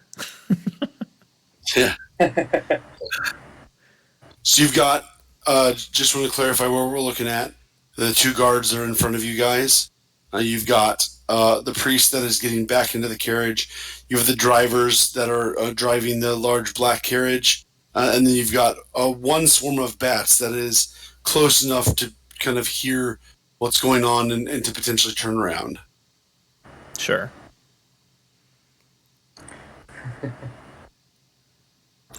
I'm playing Nadia as Glyph. Okay, Nadia and Glyph are the same person. Yep. Are the soldier-looking things the guards, and the book? Yeah, vampiric guards are the soldier-looking things. So they are outside of the city of the gate, right? Yep. About over About each 50 of these yards. blocks. About 50. Yeah, they're just outside the city, and you guys are all inside. I'll say, Janik, you kind of stepped up to like maybe here, and the rest of the team is a little bit behind. Are we using the same owlbear link? Yep. Yeah. Okay. Yeah. Gotcha. Yep. I've been playing music there all night. Did not know It's that. been a huge blessing to us. Cool. Sure. Did not. Really made the atmosphere really nice. It's too bad you've missed out on it. That is too bad. Yeah, it would be a real shame if it was muted for any reason. Oops. Oh well. All right. Janik, you rolled a natural 20. You're up. All right. I'm going to walk as intimidatingly as I can with my short stature towards the gate. And then I would like to cast Turn Undead. All right. On the two guards? Channel Divinity Turn Undead. So take out my symbol of Avacyn, and all undead have to make a wisdom saving throw. Yep. Is it both of them or is it just one of them? It says each undead that can see or hear you within 30 feet of you must make a wisdom saving throw. Yep. All right. Wisdom saving throw. Here we go. First one rolls a 15. Okay. Is that a pass or a fail? It's 13. I think it says DC 13. Yep, that's a pass. Second one rolls a 10. Okay. So that turns away for 1 minute or until it takes damage. All right, so we'll say that this one is turned away, and this one is turned away from Turn Undead. Understood? Yeah, that's my action, right? That's all I can do because I walked up and You can move as well. I moved up to be closer to them, like towards the gate. And all right, and then we are next in the rotation to Carlos. Sure. I would like to pop Let's go, out Carlos. my garbage can hideout and take a bow strike or shot at the priest. So let's see if I can do that and hit. Does a 14 hit the priest? It does hit the priest. Heck yeah. Do I get to add sneak attack to that? Sure, absolutely. Awesome. Big fan of that too. So that means... Let's go, initiative, boy. Let's go.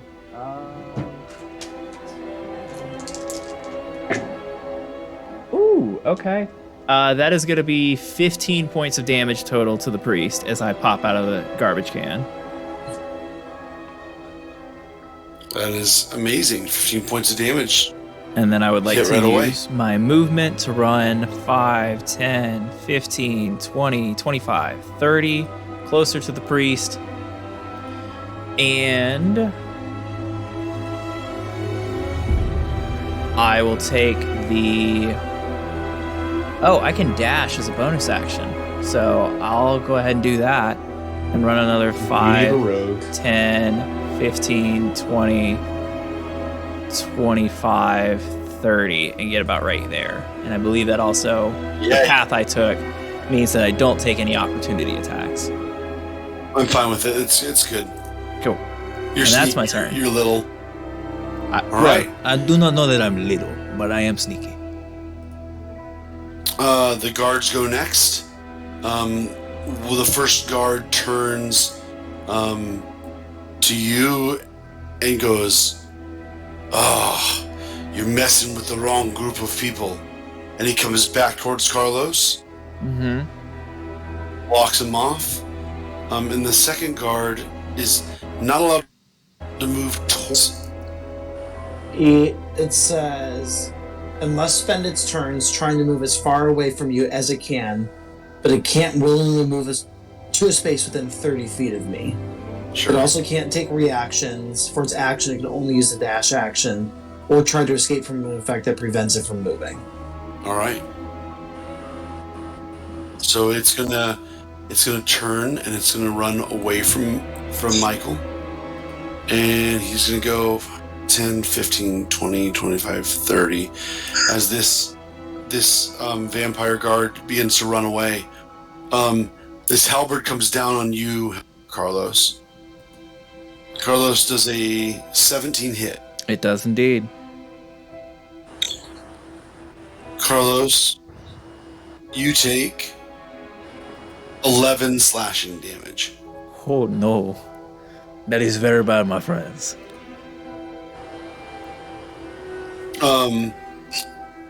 The next in the rotation is Amon, you're up. Okay. Alright. 5, 10, 15, 20, 25, 30. 10, 15. Let's see. I will throw my... I'm just close enough. Let's see. Yeah. I will throw my javelin Yep. at the priest. Go for it. So that's 11. 11 does not quite hit. Okay. Your javelin just sails past him and hits the side of the carriage as it bounces off. You makes this ching sound as it bounces off the carriage. Okay. The priest is up next with his 8 initiative that is crushing it. The priest looks to cast a spell, and he waves his hands, and you notice that some of the damage from the bolt that had been launched at him seems to be like reduced, and the wound begins to close a little bit around him. And then he will take his movement to hop into the carriage. I will say, Carlos, you are pretty close, so I'll give you an opportunity strike as he gets into the carriage. I appreciate the offer, but if the guard is in between me and the priest, opportunity Okay. attacks are only within 5 feet. Copy. Oh, It's and he will jump into the carriage after the healing, and then that is the priest's turn. We are down to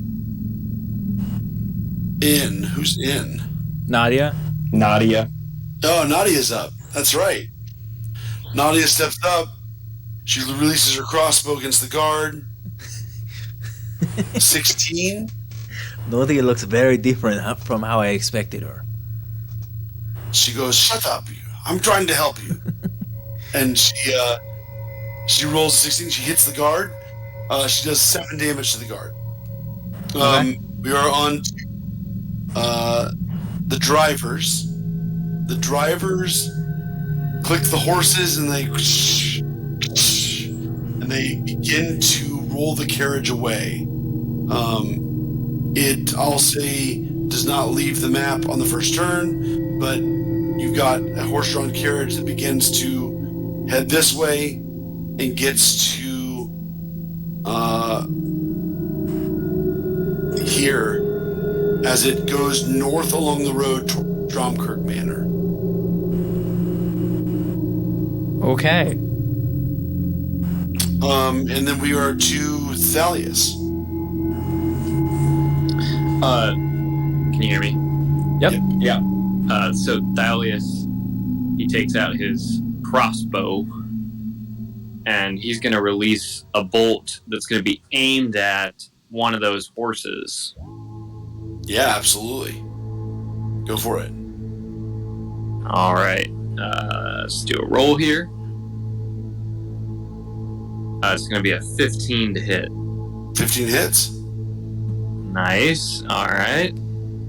He does 5 damage.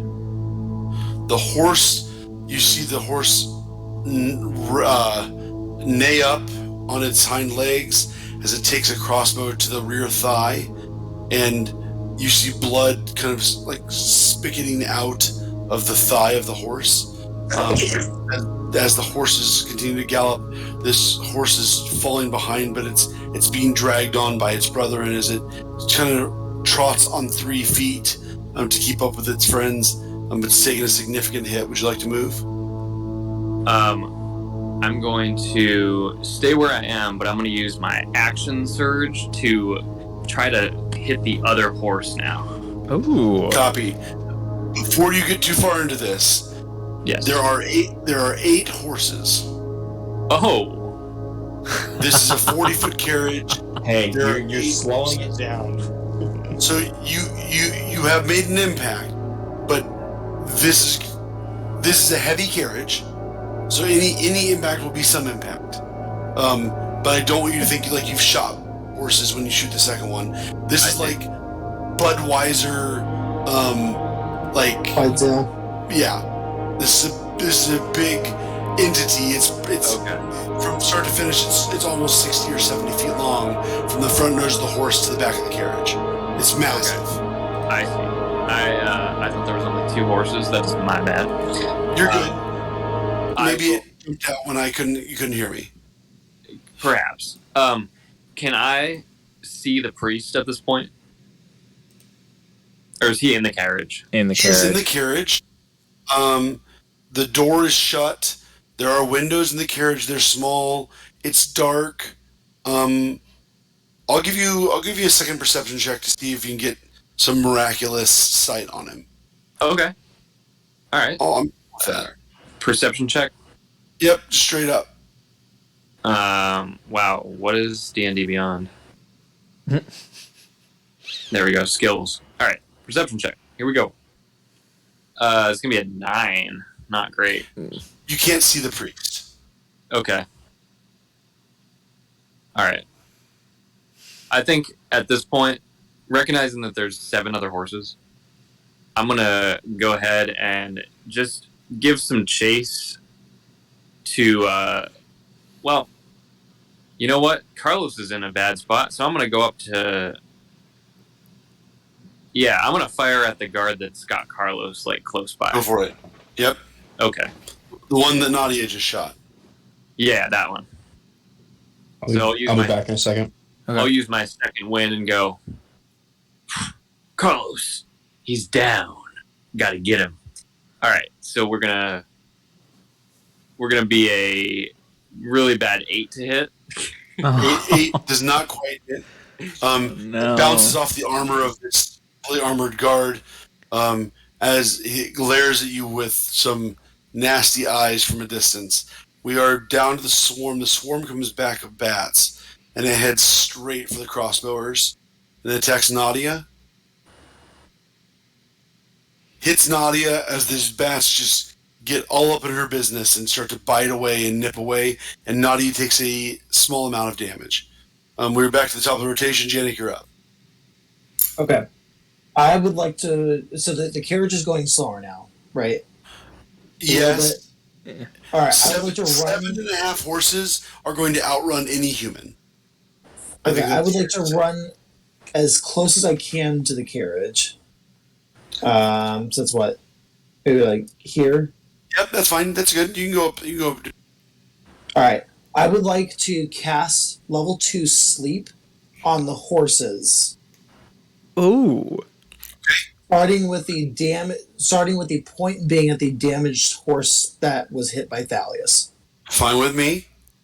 Fine with me. Go ahead. Go for it. Okay. I love level 2. Level 2, I think, would be 68. You just get an additional D8 per level. Yes. Roll 5d8. Okay. And Plus then 1 for the level 2. Right? It should be 68 total. Okay. All right.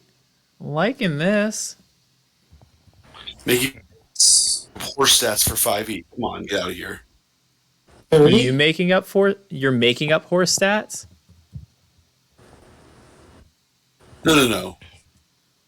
Janik, what are you attempting here? I'm trying to put the horses to sleep to stop the carriage. Oh, can you do them all? We're gonna find It depends out. on how many hit points Harrison assigns to each horse. No, you get an additional 2d8. So you'll roll 78 total. All right, so I get one more d8. Yep. 37. Not bad. You see Not bad. Nice. you see that the 3 back horses slump over in a slumber as the carriage grinds to a small trot, and these horses are being dragged on by these other. 3 of them are fully asleep, though. Nice job. That doesn't stop the carriage? Get out of here. These poor horses with broken legs. Golly. Oh man. I'll say that right. the bridle of the horses, is connected to both the carriage itself and then the 5 that are in front. You would put in the 3 that are in the rear asleep, so they are being bridged and dragged along by the bridle. And it's a bridle that carries 8 horses, so it's not just a thin, cheap piece of leather. It's actually a legit rope that can carry hundreds of pounds. So I would say it has slowed the carriage significantly. Yep. That's my 2 act. That's all I can do this turn. Yep. Right. Okay. Carlos, you're up.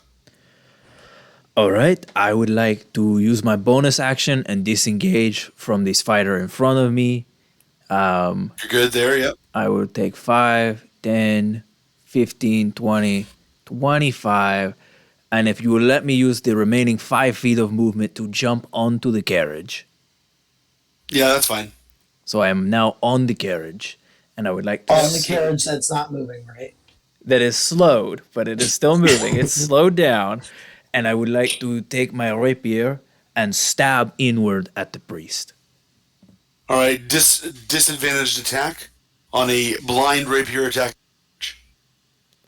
I mean, is there a way that I can look, or does that cost me an action? Tickle, tickle. Tickle.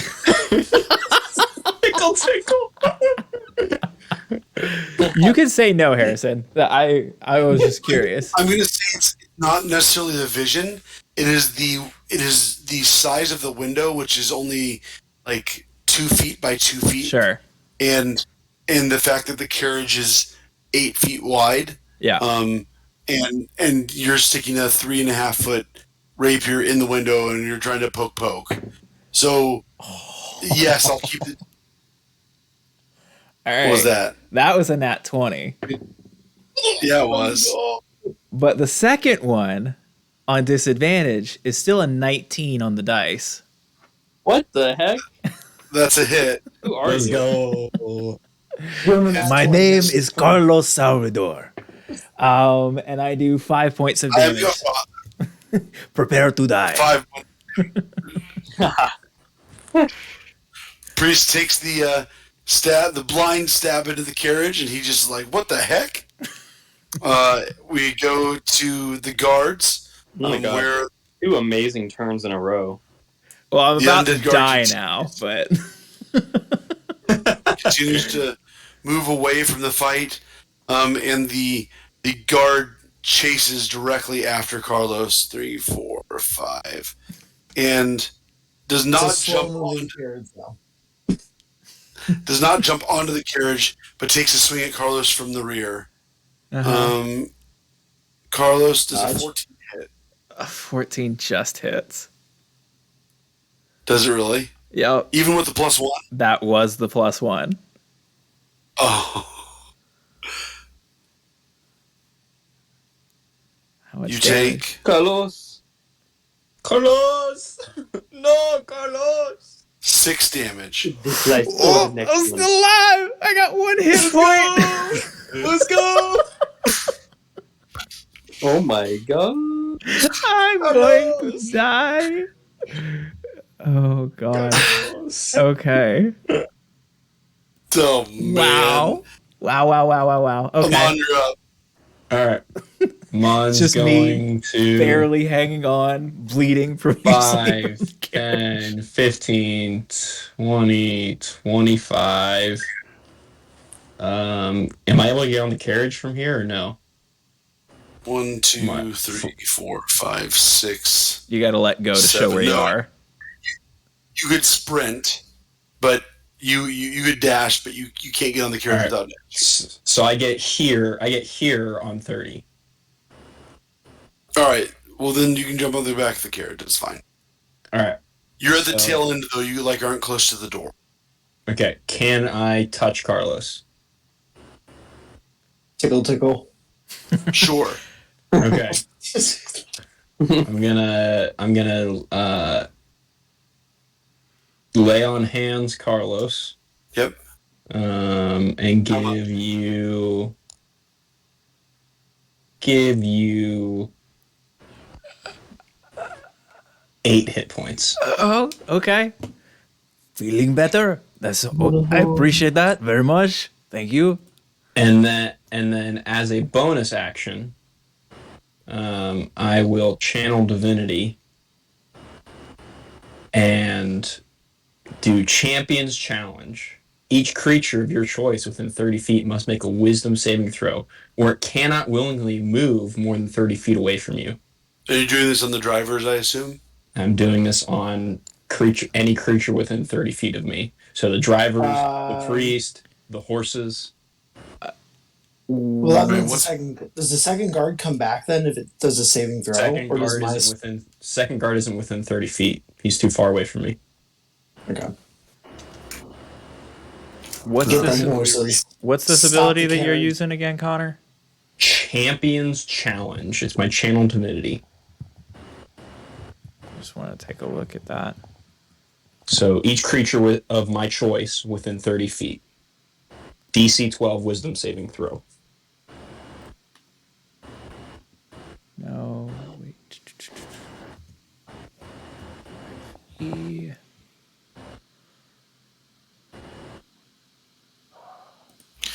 And so you're selecting every creature you can see. So we'll say you can see the horses. We say you cannot see the priest. We'll say It's not who I can see within 30 feet of me. it means that every creature the paladin selects, that the paladin must be able to see the creatures to select them, and they have to be within 30 feet. Oh, God. Okay, well, D&D Beyond doesn't... Does it not specify that? Okay. It just says you issue a challenge that compels other creatures to do battle with you. So you can see the drivers. The drivers can't see you, but you can see. I mean, technically, the only creatures that are moving right now are the horses. Yeah, right, but the drivers are compelling them to move. So the intended effect is to prevent the drivers from... So I would say, and play along with me for a second, guys. Make sure that you agree with me. So the drivers are in the front of the carriage. The horses are in front of the driver. Mm-hmm. The drivers are 25 feet away from Amon. And the back 3 horses are already asleep. Mm-hmm. So I'm going to say that all of the horses that are in front of that are unaffected by the spell. But both of the drivers, the guard next to you, would be affected by the spell. Is that correct?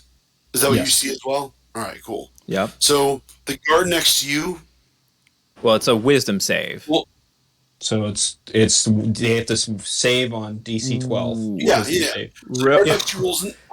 Time out. What's wrong? It is on a failed save, a creature can't willingly move more than 30 feet away from you. It does have the ability to move 30 feet. Okay. I just wanted to clarify that it wasn't just... Yep. Okay. So I will say the guard fails. He rolled an 8. The driver on the south side, let's make the driver on the south side, they're both rolling range. So let's say he rolls an 18. So the driver on the south passes. And the driver on the north rolls a 5. So he is challenged, and he is not able to move outside of 30 feet of you. Correct.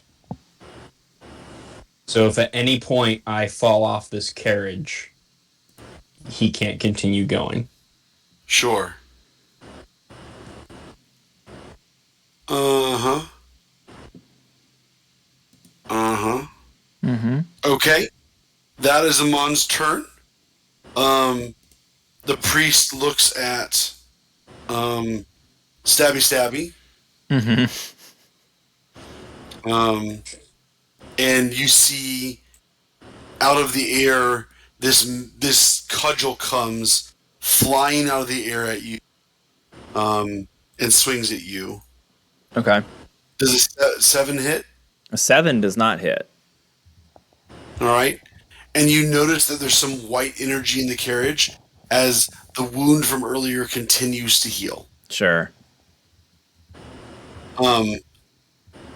There's also this floating cudgel that remains to you, Carlos, that is now up in the sky above you. Cool. Nadia is going to run towards the carriage. Nope, she's not. She's going to pull out her short sword, and she's going to swing at these bats. She misses the bats, and then she will maneuver a little bit around them, but remain relatively in the same spot. We are down to the drivers. All right.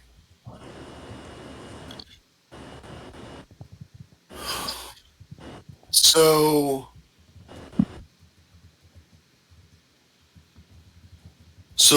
the first driver has this itch to come back. And so he's lost his zest. However, because Thalius is on the carriage, both the drivers continue to move the carriage away. So I'm going to move every player that's not 30 feet to the left. 30 feet? How far did it move originally? 60 feet? Yep. Okay, so it's been cut. Speed's been cut in half. Okay. 1, 2, 3, 4, 5, 6. 1, 2, 3, 4, 5, 6.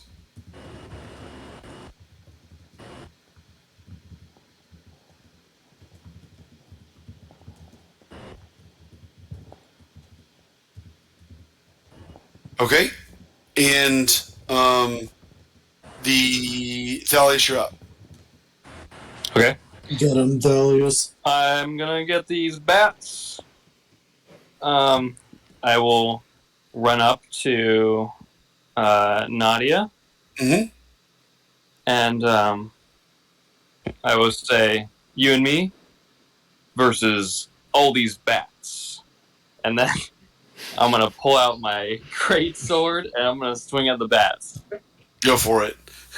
She goes, I've got this myself. You don't need to help me. It's my pleasure, please. It's gonna be a 17 to hit. Hits. All right, and 13 damage. Oh my gosh. 13 batches. Fall to the ground. It's got to be more than that. Come on, man. Just swatting him.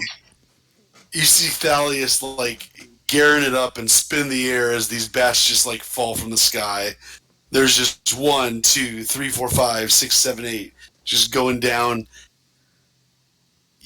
You notice the bats.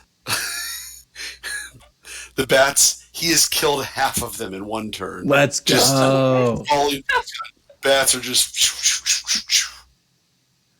Not what I thought I would be doing tonight, but that'll do. It's going to be some good cooking tonight. Somewhere in the distance, here Glyph. from a nightmare as his bat friends die. We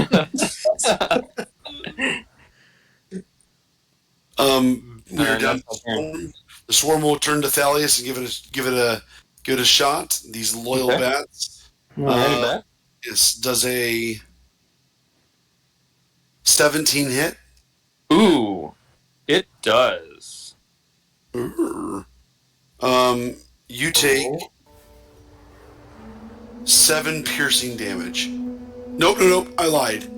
You take 4 piercing damage because the swarm has half of it. 4 piercing damage. Okay, I will. I'll take that. That's fine. Sorry, I upgraded the damage for the full effect. Woof. Just cutting them down. Then saving lives.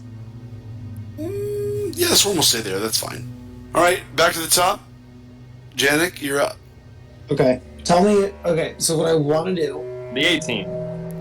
I want to run up closer to the carriage within 30 feet. Yeah. I want to cast. If I cast Channel Divinity Twilight Sanctuary, can I still cast a bonus action of Healing Word? Channel Divinity, I believe, is a free action. Let me double check that for you. It just says as an action. Channel Divinity should then be. it. Oh yeah. But that's So not no, a you spell. But it is your action. Right, but Healing Word's a bonus action. So you should be good to go. Yeah. Okay. Yeah, you're good, Michael. So we'll do that. I'm going to run to be closer in between the guard and the carriage. Yep. As a buffer, and then as I'm running, I pull out my Amulet of Avacyn and I cast Twilight Sanctuary. So that gives all of us temporary bonus health of 1d6 on your turn. Mm-hmm. And the way that I understand is that it doesn't refresh, but you can recast it every turn. It stays on. It just stays on and continues to provide D6 extra help. You don't. Yeah, we don't keep doing that every turn though. It's just the one shot. So roll well on this d6. 3. Okay, so 3 plus 3. So Janik and Amon have 6 extra health at the start of every turn. That's correct, right? And Carlos? Yeah, that's what I meant. I meant Carlos and Janik, and Amon. Okay. Sorry. Cool. Do I roll the dice, or do they roll their individual? No, you roll the dice for this spell, and then it. Connor rolled a 3. I see. Okay, yeah. Michael, roll a d6 real quick. Okay. Only Michael's roll matters. It's for the spell, and then it provides that to everyone. 1d6 plus 3. Okay. 5. Okay. That's better. So one less. No, one more. No, it'd be 5 plus 3, so 8. You rolled No, a 5. I'm sorry. I rolled a 2. You rolled a 2. Ah, You rolled okay. a 2. Okay. 5 total. So 5 total for the 3 of you. Cool. All right. And then I will. And then as my bonus action, I will cast Healing Word on Carlos. All right, go for it.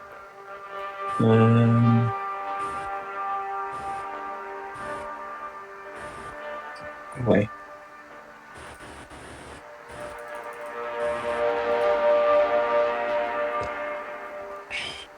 Did you roll your d4s? 4.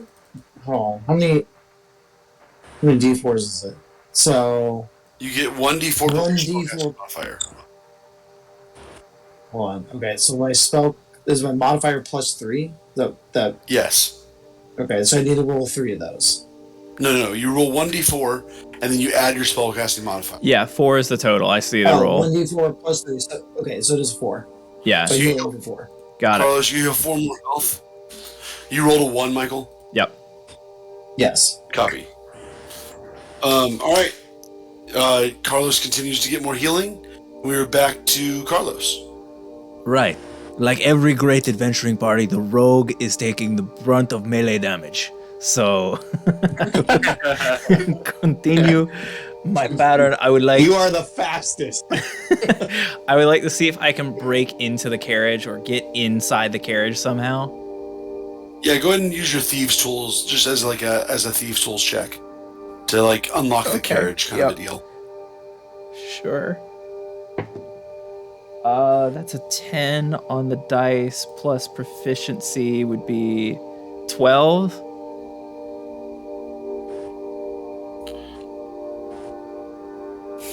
It's not like this priest had time to lock the door. Or I'm trying to figure out how you calculate a thieves tools check. I don't know that I've ever had Yeah, to do that it's, before. it's a skill check, but it's something else. You use a roll, I think. Let's Google real quick. How would the door be locked when he didn't have a glyph to follow him around? It's true.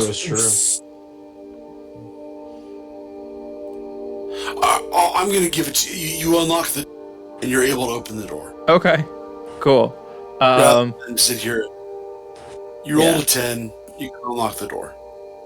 I'll figure it out. Dexterity it's dexterity plus proficiency, so it would be a 10 Yeah, there it is. plus 2, so it's a 14 total. 14, all right. So you open the door and you see inside the carriage. There are 2 skeletons sitting on the seat. There is a massive compartment area that has over 30 stones that are stored away in the carriage. And the priest sits opposite you, nursing the wound that you hit him through the carriage door.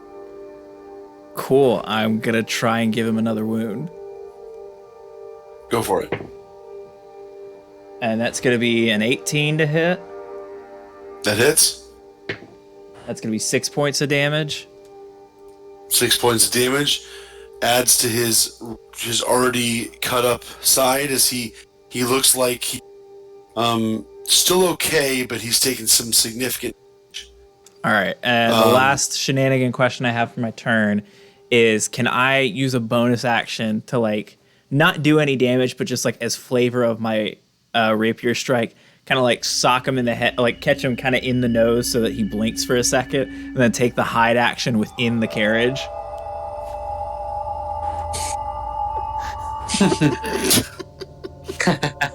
You're gonna punch him in the face, right? You're gonna punch him in the face. All right, Hide in the car. and they're gonna hide in the carriage. Yeah, kind of like do one of these moves, like cat in a doorway, just at the ceiling of the carriage. Are you gonna like jump in? Like, where are you gonna hide? Yeah, I'm jumping and I'm pushing my frame against the frame of the carriage. I don't know that you can say no. I'm truly just asking for to I'll see what I can say- get at this point. I'll say you can sneak the like attack in the face in and he blinks for a second, and you try and conceal yourself amongst the side of the carriage. Okay, that works On too. the inside. Am I successful in concealing myself? This is a stealth check? I would say that he looks a little bit sure. Okay. Nope. That's a 4. So no. All right. I have wasted everyone's time. You deserve the no. Oh, I absolutely deserve the no. Yeah. So. All right. Cool. Carry on. Guard turns up and comes over and takes a swing at Janik. Janik, does a 16 hit you? Is that just based off my armor class? Yep. No. That's it. Wow. Dang, Janik. Party. Beefy Janik's not boy. messing around. And then, Amon, you're up. All right, Amon's he's still on the outside of the carriage. He's gonna climb over the carriage. 5, 10, 15, 20, 25. Get in between the two riders, and I'm going to strike the one that is not compelled to duel me. So I'm gonna strike the one below me on the map. And I'm just gonna use my long sword. It's wood. So that's 12 plus 3. Hits. 15. So it's a 1d8 plus 1. And I am going to add a smite. Sounds good. Features. Where are my smites? Trying to remember where.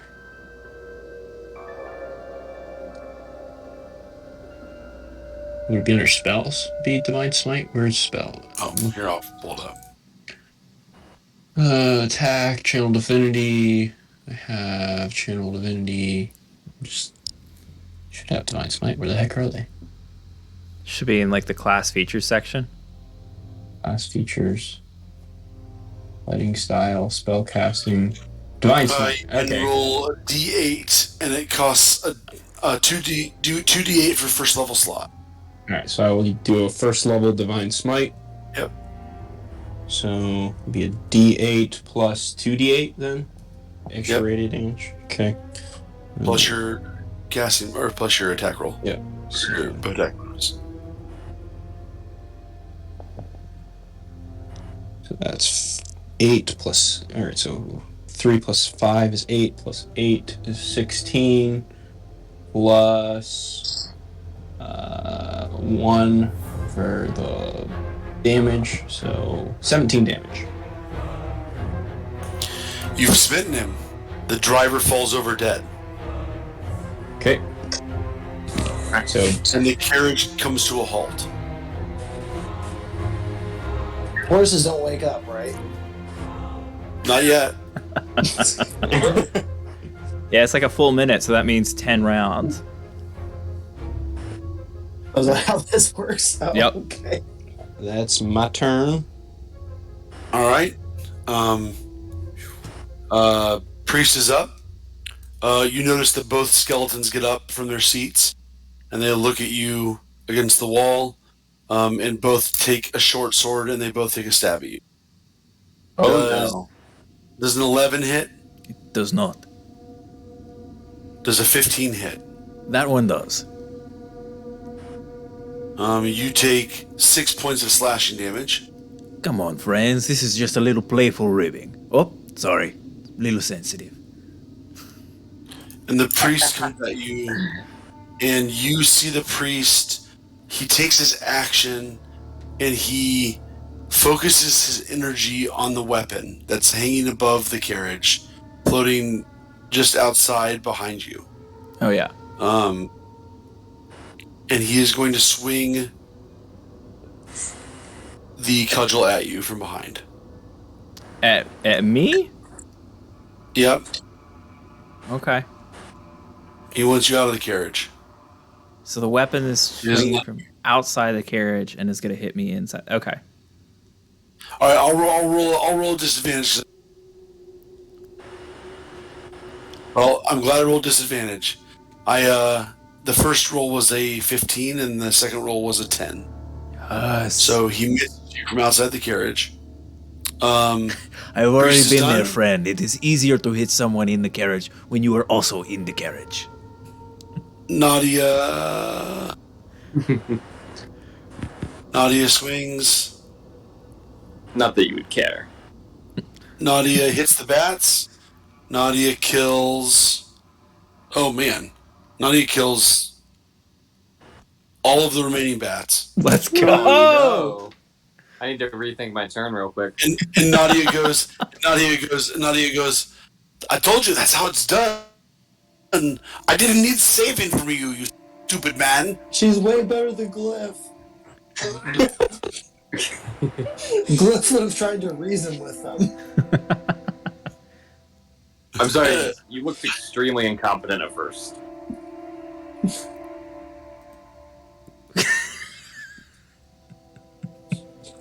Maybe do not say that to our helpful. 5, 6. All right. Nadia continues to pursue the carriage as well.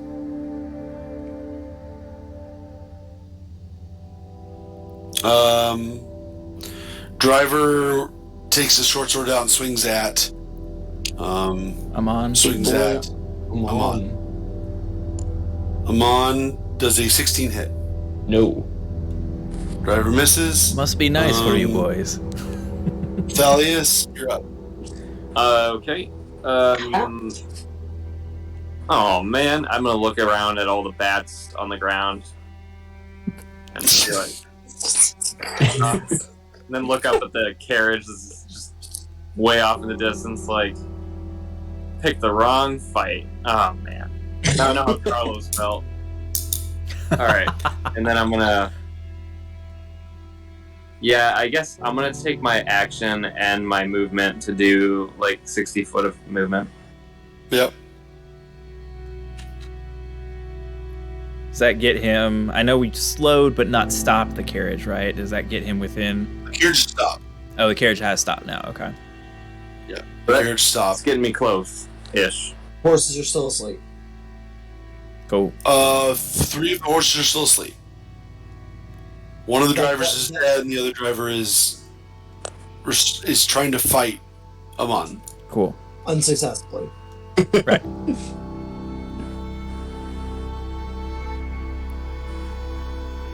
Is that your turn, Thalius?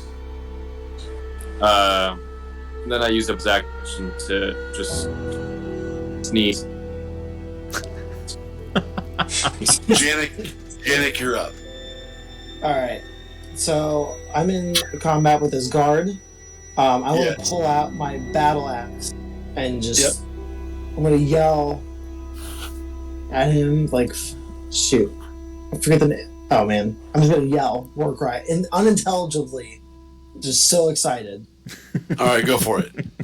This unintelligible swing. 23.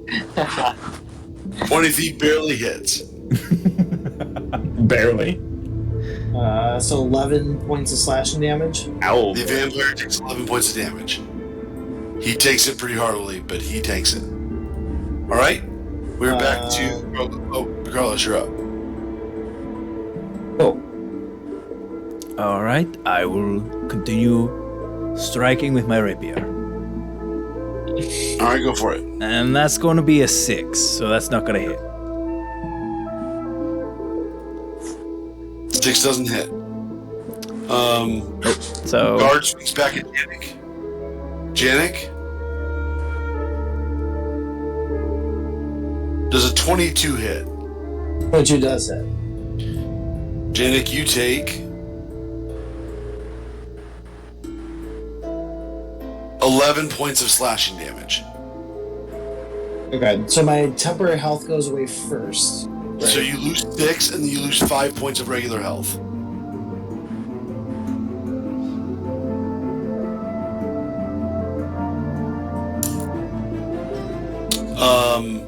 Amon, you're up.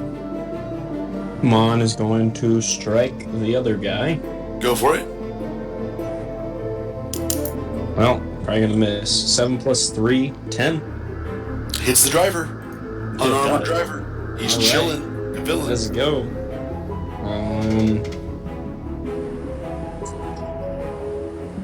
Do I just want to Divine Smite him and get him out of the way? Yeah, I'll just get him out of the way. Divine Smite. Hit it. Alright, 7 plus 3 is 10, plus 2 is 12, plus 1 is 13. He doesn't quite die.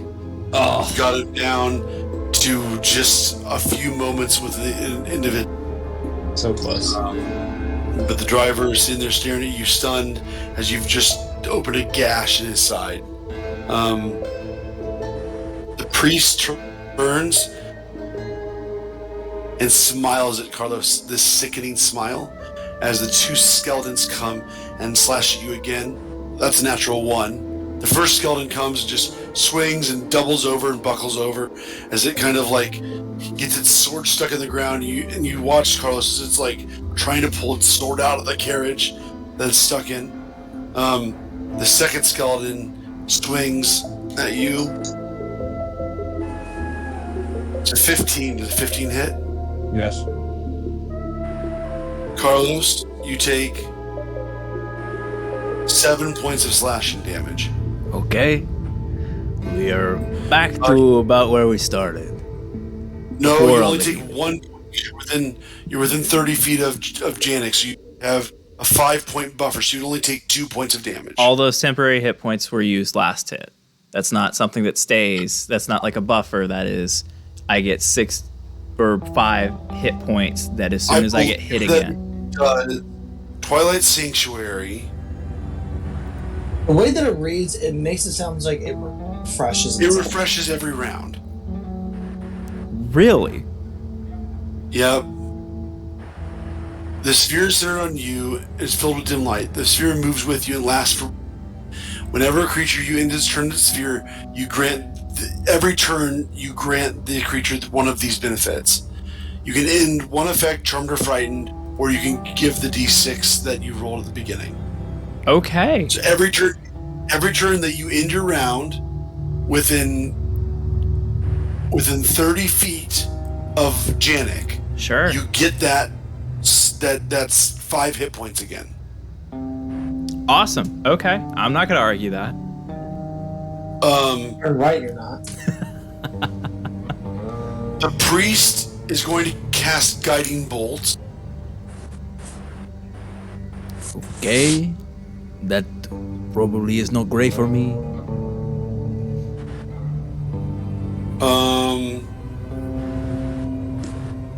Okay. Okay. 16 to hit. That will do it. 46 radiant damage. Oh boy. Yeah, no, this is bad. It's only 9. I rolled 3, and a 1. Oh, You're a lucky boy. I am a very lucky boy. I only have 2 hit points Are you left. still alive? That's what some bad rolling goes. The priest, his smile kind of wears off as he looks and sees that somehow this rogue is still living. Got a little more to me than that. You're not getting away that easy. Nadia's up. Nadia Help! guard and swings her short sword Not the guard? Not the guard? and rolls 7. Wrong one. Gets the guard. Driver's up. Driver swings at Amon. Driver rolls a natural. Natural 20? Yeah. Yeah, my boy. dude. Amon, you take 7 points of short sword damage from the driver of the carriage as he doubles his attack roll. Woo! Let's Here it go. comes. And then Thalius, you're up. All right. Thales is gonna take some steps forward. He's gonna get. Can he get in the carriage? I Yes. unlocked it, so yes, you should be able to. All right. I approach the carriage. I get in, and if you would allow me, I would like to grab Carlos and throw him out of the carriage.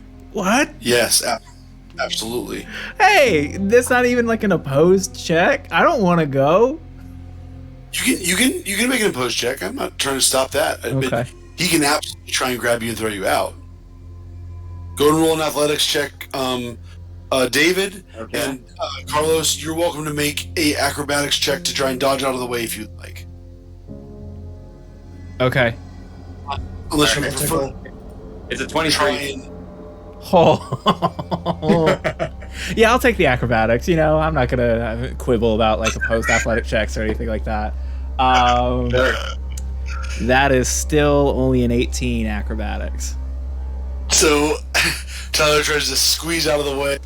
Thalius just picks him up and just. You can see Carlos like fly out of the carriage. But because Carlos is so good on his feet, he like rolls in the air and like lands on his feet, and he's just furious though, shaking his little fist. That is That's bull! Thalius' I was about to have all the glory. out of the carriage. My bow. Turn to the priest and say, "Hello there. Name's Thalius. I'll be your entertainment for the evening."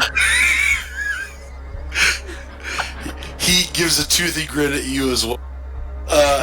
We're down to Janik, you're up. All right, so this guard's still alive, right? Oh, Did not he? this guard is a vampire guard. He is not even close to dead. Oh. Okay.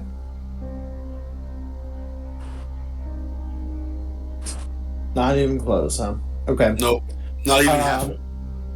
Okay, so can I do Toll the Dead and then as an action, a bonus action, swing my axe again at him? You can't swing your axe as a bonus action, but you can absolutely cast Toll the Dead if you would like. Your options for bonus action stuff, Michael, are going to be those 3 spells that we talked about. If you want a bonus action attack, you have to take the attack action with your weapon as well.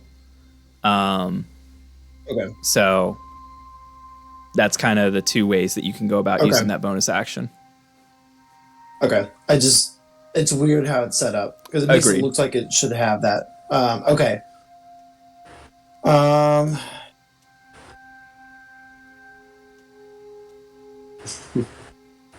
So I'll do Toll the Dead. I'll start with that. So that is must succeed on a wisdom saving throw or take 1d8 necrotic damage. If it's missing health points, it takes 1d12 necrotic damage. He rolls a 11 on his. Okay, so that's 1d12. The save is 13, I think. Okay, so D12. Yeah, roll us a d12, Michael. All right.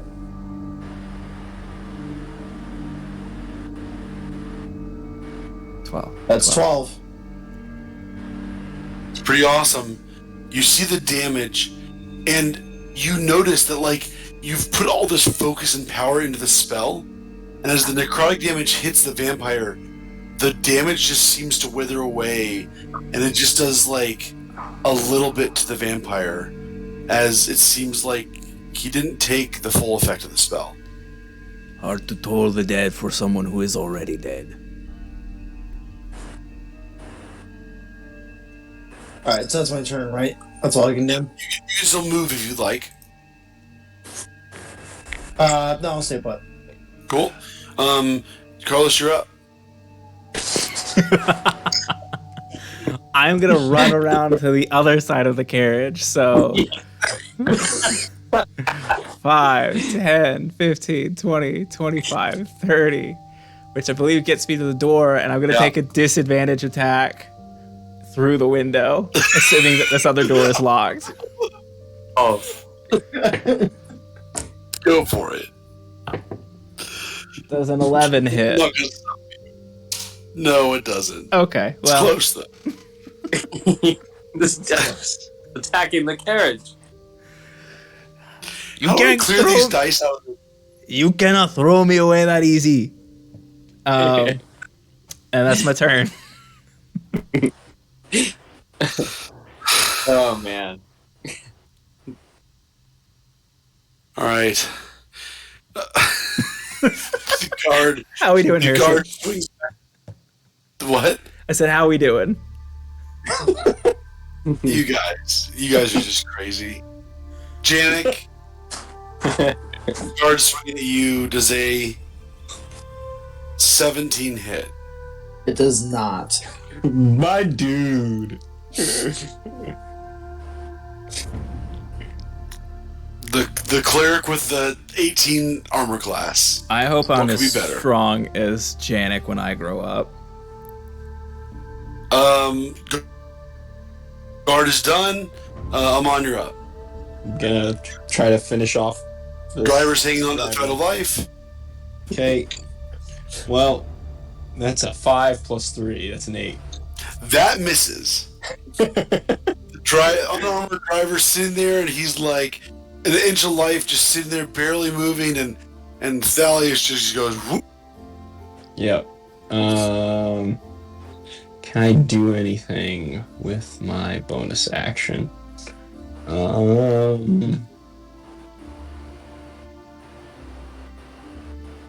Try and get creative like Carlos and see what happens. No, that'd be an action. I guess I just sit here. I can't really yeah. Thalius, are you in the carriage? Yes. Yep. Can you tell me kind of where your position? Yeah, like if the carriage is the 12 squares, let's see. How do I draw shapes? Shapes. Let's say this is the carriage. Say like this is the carriage right here. That like corner of that box. Did you let it go? The line. I'm not seeing it. I don't know if it's on my end though. You're good. You're good. You see that? Yes. I'm trying to help. It went away. Do you guys see that? We don't see saw- yours. No, that went away. I think you're doing like a fog of war thing or something. But 12 squares. Yeah. Is that like something like that, Harrison? Yeah. Yeah. So where in the carriage are you? I'm in the. I would say when I threw Carlos out, I was kind of in the middle, so Sure. middle square, Okay. close to the priest. Sounds good. So the skeletons are going to come at you, Thalius. Does a 14 hit? It does not. Does a Yep. Okay, when that 14 does not hit, Yep. I'm gonna go ahead and use a reaction to riposte, Riposte. Riposte? and Yeah, go use for it. one superiority die and roll it. And we're Go gonna for it. get seven damage against the skeleton. Yeah, you are. He doesn't crumble, but he takes significant blow. His shoulder falls off. Oof. Hey, buddy. Don't try that again. The second skeleton comes at you, and he rolls a 17. That does hit. You take 4 damage. Okay. Oh no! You get temporary health. Whatever will you do? Wait, I do. Yeah, you're still within 30 feet of him. Oh, what does that do? Every party member that's ally gets 5 free health at the beginning of every round. Okay, cool. So I haven't lost anything. You have 1 free health remaining. Okay, that's nice. The priest will cast invisibility. Okay. All right. He is invisible. He is going to move while he. Thalia, I'm going to give you a disadvantaged attack against him as he tries to get away. Okay. So go ahead and roll just a regular swing at the priest. Okay, so I'll swing my greatsword in a big circle as he turns invisible, and just I sense he's going to try to hide. Yep. Okay. Disadvantage, right? You see Yeah, you see the door, the south door open. Is that That is Carlos's the door? opposite door. No, that's the other door. Okay. Oh, so disadvantage. It's an 18 to hit. That hits. Yeah, knock him out of that invisibility. Oh, I'm so thankful.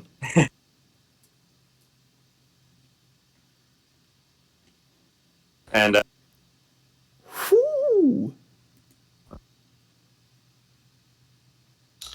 He's still alive, but you hear this wail as he takes 14 damage from this another swinging arc that through the air.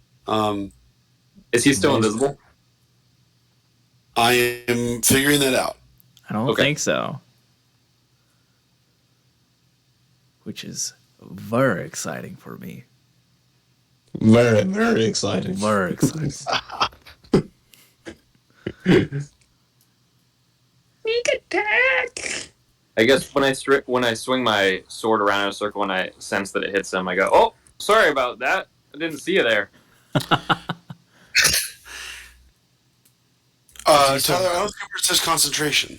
Invisibility, like if it's just standard invisibility, then yes, I believe that if he is hit or if he hits someone else, that invisibility drops. Why doesn't it say that? Perhaps because you're looking at like an ability or just it's not giving the full detail description. I'll double check. A creature you can't touch becomes invisible until the spell ends. Anything the target was wearing. Spell ends for a target that casts or that attacks or casts a spell. No, I guess not. So I need to make a concentration check because Yes. he was hit, took damage. All right. Yes. That's and what the I thought. check, because Make he sure. took 14 damage, your DC is 14 because it's greater than 10. That's it. That's what I wanted to hear. All right. Roll of the century, boys and girls. Roll of the century. Here it comes. Natural 20. No. No. Despite the wail, the priest exits the carriage and comes out somewhere south of the carriage. Oh, Okay. no. Nadia's up. Nadia swings at the guard. She rolls an 18 and hits the guard. She does a typical Nadia impressive 5 damage to the guard. Half damage. Okay. The driver's up. The driver with 3 hit points tries to get up and run away from Amon. Amon, you can get a reaction there if you'd like. Hey. Yeah, there we go. 18 plus 3. That hits 21. barely. Barely. Okay. 2 damage. Well, that's enough. So, Yeah, he's dead. and then Thalius, you're up. Oh shoot. Oh man, what to do? Gosh. I'm going to use my action, if I can, to search for a, I don't know, like a blood trail from this priest. You don't want to hit the skeletons? All right. So, are you leaving the carriage? I'm currently just seeing if I can see blood leaving the carriage. There is blood leaving the carriage. All right, so I will follow that blood trail. All right. You're going to take 2 opportunity strikes as you leave the carriage. All right, that's fine. 13 to hit. Miss. 19 to hit. That hits. 6 slashing damage, which comes off of your 5, so you take 1 damage. Okay. Man, that is so clutch. Go ahead and make a survival check. Can I, for the one that hit me, can I use my riposte on that? Riposte. Riposte. Yes, you may. All right, so I do a riposte on there. That's going to be a 7. That's 7 damage. The skeleton that's already been damaged crumbles in the carriage. I need you to make a survival check.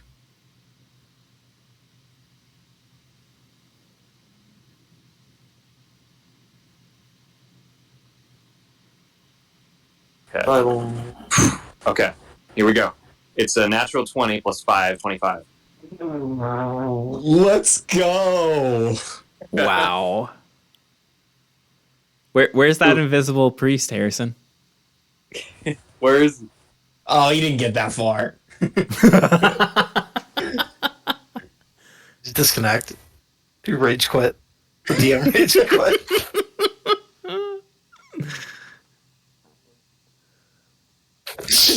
Outrageous.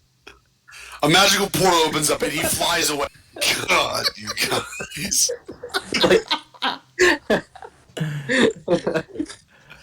Oh, wow. You've caught up to him and found him, Thalius. Bonus action, anything there? I'll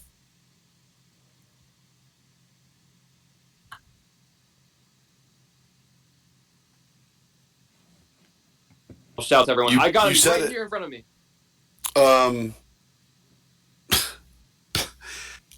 Back to the top. Janik, you're up. Let's go. Let's tackle this. Can I? So it takes an action for me to disengage from the guard, right? Yes. So I could disengage from the guard, run over, and try to help grapple the priest, right? Grapple would be an yes, action. Like the invisible priest. So that would be 2 actions I'd have to do at that point, right? Correct. So I couldn't do that. You could also, with your 18 AC, just risk still a it. threat. Wait, what? With your 18 AC, you could just risk the opportunity attack. You can just walk away. Yeah, instead of disengage, you can just walk away. Vampire's still a substantial threat. Obviously, it's up to you, but... Alright, I'll just stay put then. Swingy, swingy. Yeah, right. Yeah, I will use my axe and yell unintelligibly again at the vampire guard. Wait, what do you roll? Hold on.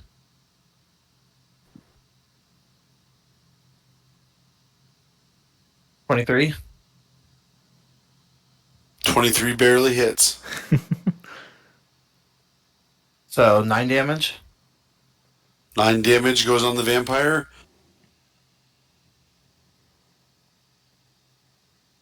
As he begins to take a couple chinks in his armor. Janik, Carlos, you're up. All right. So I am now going to dismount yet again from this carriage and run 5, 10, 15, 20, 25, 30. For my movement, I will bonus action dash. So another 5, 10, 15, 20. And I will take a rapier strike where Thalius is pointing to the location of the priest. Is this flat or with disadvantage because he is still technically invisible? I'll give it to you flat because you know where Thalius has gotten him. Does not matter because that is a nat 1. No! Oh, gosh. Brutal. You take your rapier and you go, ho ho, my friend. You stab, and you stab up and you prick your own finger as you're sitting there. And you're like, ow! You take 1 point of damage, So which is blocked by the. every single time that Thalius has been nearby to give me sneak attack damage on a hit, I cannot hit. That's fine. All right. That's my turn. He's getting so crafty. Do we get I'm on, you're up. wanking him? I'm on 5, 10, 15, 20, 25. Wait, right? Yeah, 5, 10, 15, 20, 25, 30. Trying to box him in, I guess. Yep. And then I'm going to switch my sword. No, I won't do that because then I can't bonus action Divine Smite. So I will keep my sword the same. And attack. I'm gonna miss. Oh no! It's a 7 plus. happening? It's a 7 plus 10 or 7 plus 3, 10. Okay, it's in misses. We were going Okay. gangbusters at the start of this thing and just fell off hard. Why?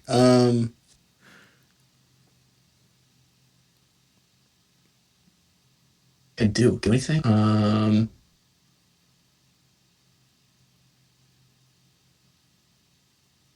I can only channel divinity once. No, I can't do that.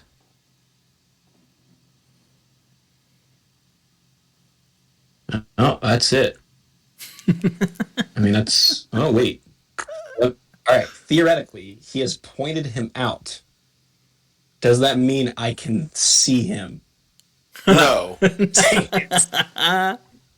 I was gonna. Sorry. I was gonna. I know if Tyler were demon, he'd say you could see him, but no. I was gonna compel duel him. So. Love the hustle.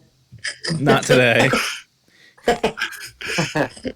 No, you cannot see the invisible. Right. Sorry. Then, as my bonus action, I will switch my weapon to the big sword.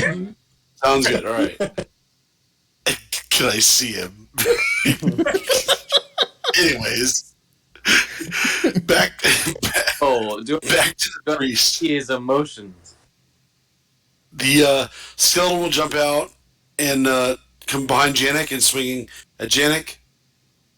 Janik. Yep. It definitely does 17 hit not you. even close. Oh my gosh, that's so outrageous. And then the priest is going to start running away more. I want a perception check from Thalius.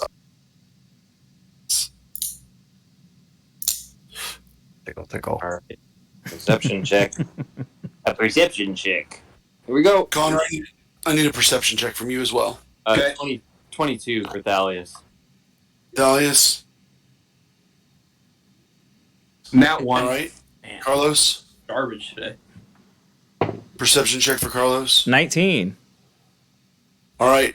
Carlos and Thalius, you perceive that the priest is continuing to run. You're going to get what? Opportunity strike against the priest as he continues to run away. Oh, here we go. Fine, boys. Who gets it first? We'll say that Carlos is above initiative. Okay. All right. Let's see if I can hit. Please. Mine, Tyler. 7. No. That's a miss. Come on. Thalius. What did he get? He has 7. He rolled a 7. God. All right. Here we go. 12. A 12 does not hit. His AC is 13. As the priest runs away, you don't know quite where he's gone. He's disappeared now onto the road and into the city. No. Oh gosh. You guys haven't gone that far, and you guys are right outside the city gates, right? And this is all right. Let's clean this up. We've got this guard. Let's go back to Nadia. Nadia is going to turn and attack the skeleton. Maybe see if she has more success. 14 hits. 7 points of damage on the skeleton. Kills the second skeleton. Oop.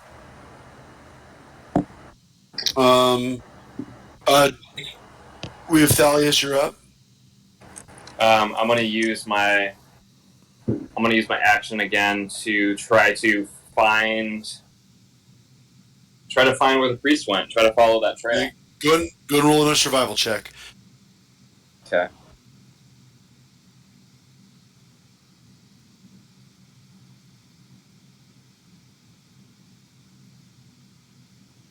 7.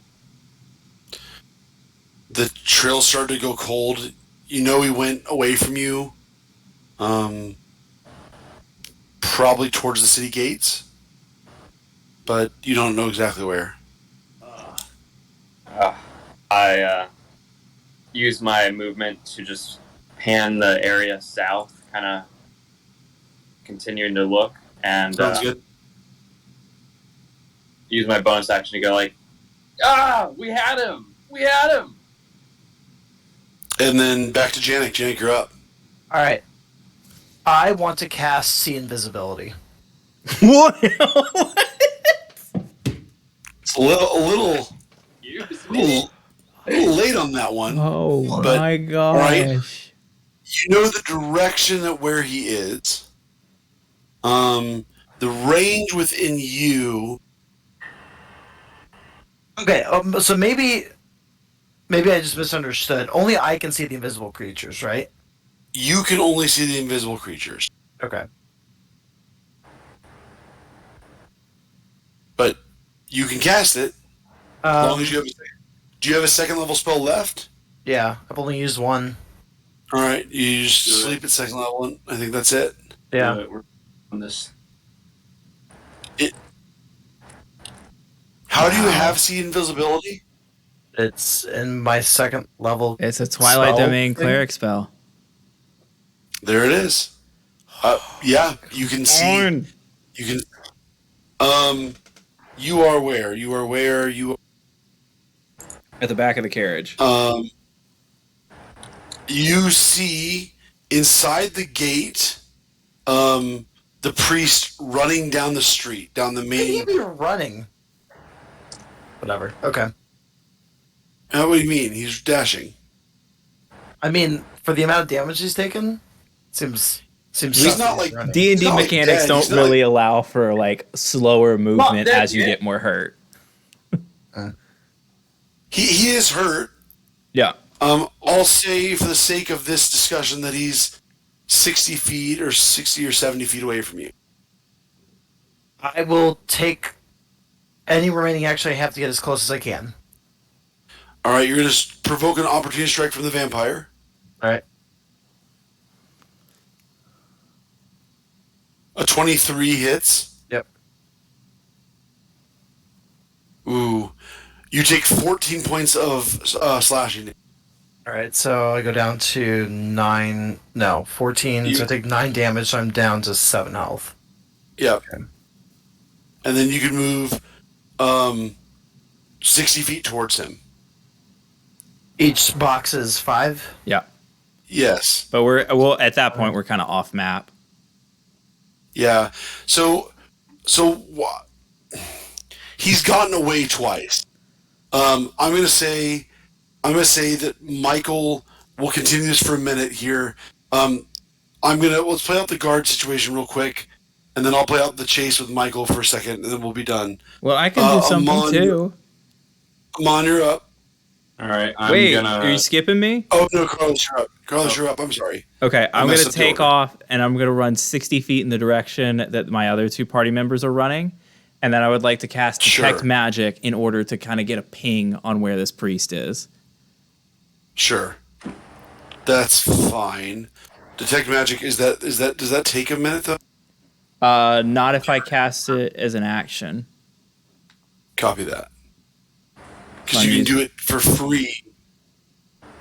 You can do it as not using a spell with 1 minute, right? Ritual cast. I actually don't know if that's...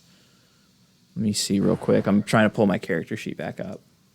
It is a ritual. Then yeah, it would take 10 minutes if I did it without casting a spell slot. Which I'm not trying to do right now. Sure, okay. You have a ping on where he is kind of... he's up ahead of the street ahead. He hasn't jutted into any alleyway. You know he's like 15 to 20 feet ahead of you. Okay. And I dashed 60 feet in order to do that, so that's all I got for my turn. But I'm within 15 feet of him. No. Well, okay, but if he dashed to get away from us and you dashed, you'd be right on his tail. That is how that math would work. I'm willing. I'll cut hair. I'm going to say, Connor. So what I'm saying is that this guy ran one direction, and Tyler doesn't actually know exactly where he is. Yeah. And so he ran in the general direction that he thought he might have gone, and then as he was doing it, he was casting the spell. Which, how do you dash and cast a spell? Oh, you're a rogue. That's how it is. Yeah. So like he did run the same distance, but he's not exactly where he needs to be in a position to strike him. Yeah, I'm totally cool with that. That's absolutely fair. I'm not saying he needs to be in a position to strike him. I just think he needs to be within a reasonable distance of him. So I think 15 feet is a very reasonable. Okay, I didn't think running. So let's say like this is how this is going. Harrison's just like, I just want this priest to get away. Just let him go. Guys, like this is outrageous. Like, why didn't Michael cast see invisibility like an hour ago? We didn't know. I think we're doing all right. Because I thought that they grappled him. He rolled a freaking nat 20 and was on top of him. How would he roll that 20? We didn't grapple him. Nobody grappled him. Nobody did anything to stop this guy's progress, which is, on us. Yeah. All right. Stop. Let's say an initiative. Amon, you're up. Okay. 5, 10, 15, 20, I guess 20, 25, 30. I don't think we can all go after the priest, though. I mean, currently we are. I'm going after. Go where you want to go. I'm sorry, I thought you were chasing the priest. No, I'm going after the guard. All right, go for it. I'll say you can get all the way there. Okay. And I'm going to use my big sword to fight him. Go for it. Has the other guard completely gone off the map at this point? We killed the other one. The other one ran away. Other one ran away, yeah. Oh, ran away. To Janik's spell. Dirty 20. That hits. Alright, I'm going to do a Divine Smite. Does that do extra damage on vampires? Yeah, they're undead. Maybe. Okay. Was that double my damage? What is an extra D8 on? So if it's 2D8 smite, it takes it to a 3D8. It would be 3D8. Yep. Okay.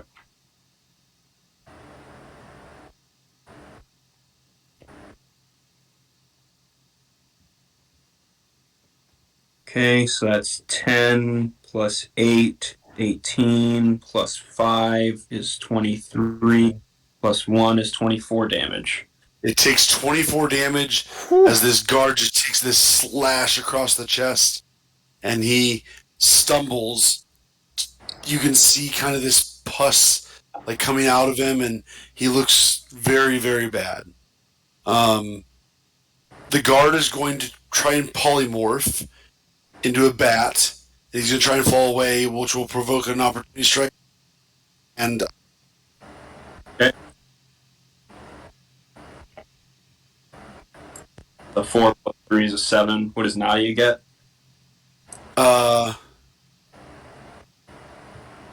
She rolled a 6. So it's going to be a 9, which is, both are going to miss, and the bat's going to fly up in the air and to the north. How far? I will say it gets like 30 feet in the air, so if maybe there's a last minute shot, maybe we can have it shot. Okay. Priest is going to continue to run.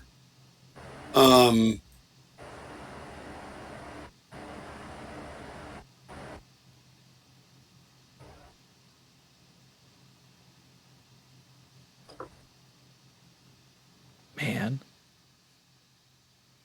Yeah. We were so close, guys. We rolled like garbage. Yeah. It didn't matter. Grapple him or wouldn't have mattered. I don't think anyone tried to grapple him at any point. I know, but we rolled so bad it wouldn't have mattered.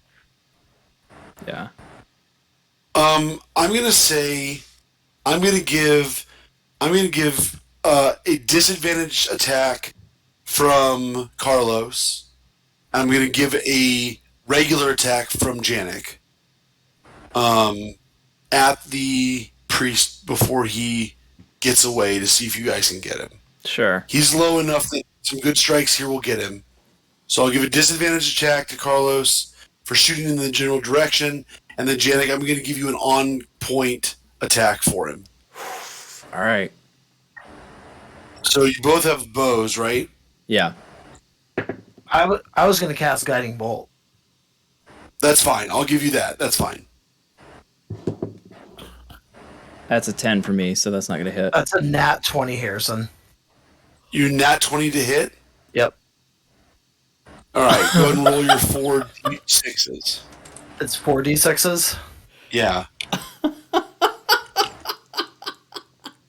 Are you kidding me? Are you kidding me? 10. Just 10? Yeah. So you do 34 damage, Oh my gosh.